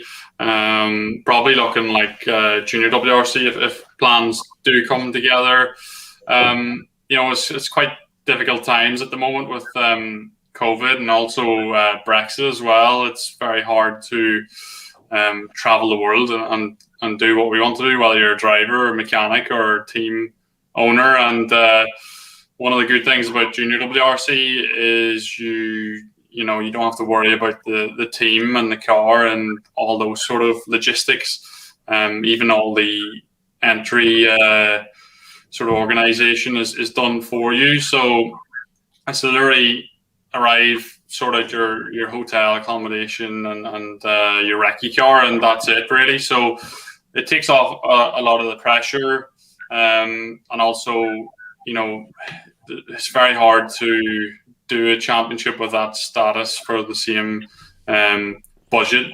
If you want to go and do R5 somewhere else, like I said, it's hard to organize, and also it's just a big challenge in general to get everything to come together. Just a couple of minutes then on what your day job is as well for those people watching. I think it's the ideal job for a lot of the people watching, and just 2 minutes on it quickly. It depends on the stage of development that we're in. I do lots of different things, so before you start, your Codemasters working specifically on Dirt Rally 2. Go ahead. Yeah, so I came into the company as an independent contractor, and then after a year, I became a full-time employee. So I'm within the games design team. It's our job to envision what we want the game to be. We design, what locations and cars and features that are going to be in the game. So we basically we get the fun job of designing what we want, and then all the other departments we work with them and liaise with them to make sure that our sort of vision becomes reality, virtual reality of course. But I could be doing lots of different things. I'll design features, and then I'll look after those features throughout the development phase, working with the level designers, so the people who make the stages, and then just lots of other tasks. Obviously working on the pace notes closely with the creation of those, and working with the co-drivers that are going to be doing the recording sessions. Also working with Ryan Champion and the car handling team whenever we're doing some R&D time, which is obviously something that I'm really interested in, is how the car handles. And I think we're the leaders in the industry and how it actually feels to drive the car. But yeah, lots of different things really. It's a fun job, a dream job. I was probably 5 years old whenever the first Colin McRae game came out, and I've been playing them throughout the years, and now to be making them is a dream come true. So I love it, and they're very supportive of me wanting to do real rallying too. It's a full circle, so it's a very exciting industry, and one that's getting bigger and bigger, and really benefited from obviously the pandemic's been very bad for the whole world, but the gaming industry's been booming with everyone stuck at home. So really exciting. Indeed. Well, I would have beat your sorry ass and Colin McRae won. So just let you know that. Weavy, is there anything they need to add into these games at all, Weavy or Sam? I'll just have a quick scan through some of these comments before we finish. John, you've just become my son's new hero, I'd say. What you do, so he'll be pestering me now to get in touch with you. Fantastic job. Right, folks, we're gonna call it quits in a second. We'll just quickly scan through some of these comments. Thanks very much, Ashley, and Craig. This one, John, this one came up. How many times you watched that amazing save back in Germany? I don't have it teed up, I'm afraid, but I don't know which one he means. There was a couple. The first year I went to Germany was 2016, and I just got rid of my damage deposit in Finland. So we, I seem to remember we done a bit of fundraising to be able to continue, and went to Germany. First stage, well, we were fastest in shakedown in the DMAC Fiesta Trophy. First stage, all was going well, but it was my first time in the vineyards, and you sort of get this feeling that you're going nowhere in the vineyards because it's all very tight and technical. And then probably where I could have done with a gravel crew came into the first part of Middle Mosel under the trees, and it was like glass. And we came down into this hairpin left and couldn't get the car stopped. Understeered to the outside of the entry of the square left, hairpin left, clipped a bush or a tree, ripped the boot lid off. The car went backwards up the road, and we went flying into Chris Ingram's car with my door, because he'd went off in the same spot. It wasn't the first stage I wanted.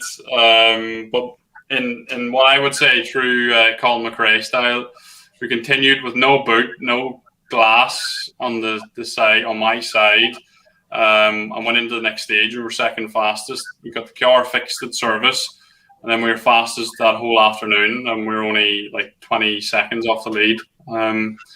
By the way, I had a big moment in Germany too. I think the one where we ended the field backwards. Yeah, that's the one I think he's thinking of. All right, I'm sorry, I have to move on here because otherwise we'll be here to midnight. Alan Bolton, there you go. There's loads of this happening, Weavy. It's just fantastic to get an insight like this. If Carlsberg did right, okay, that's complimentary. Somebody's going to watch it later. Harry, moments in a recce car from Adam Hall. Where do you want to start with that one? Give us one front of mind, Weavy. Well, we had a few. You'd need to ask Derek about that.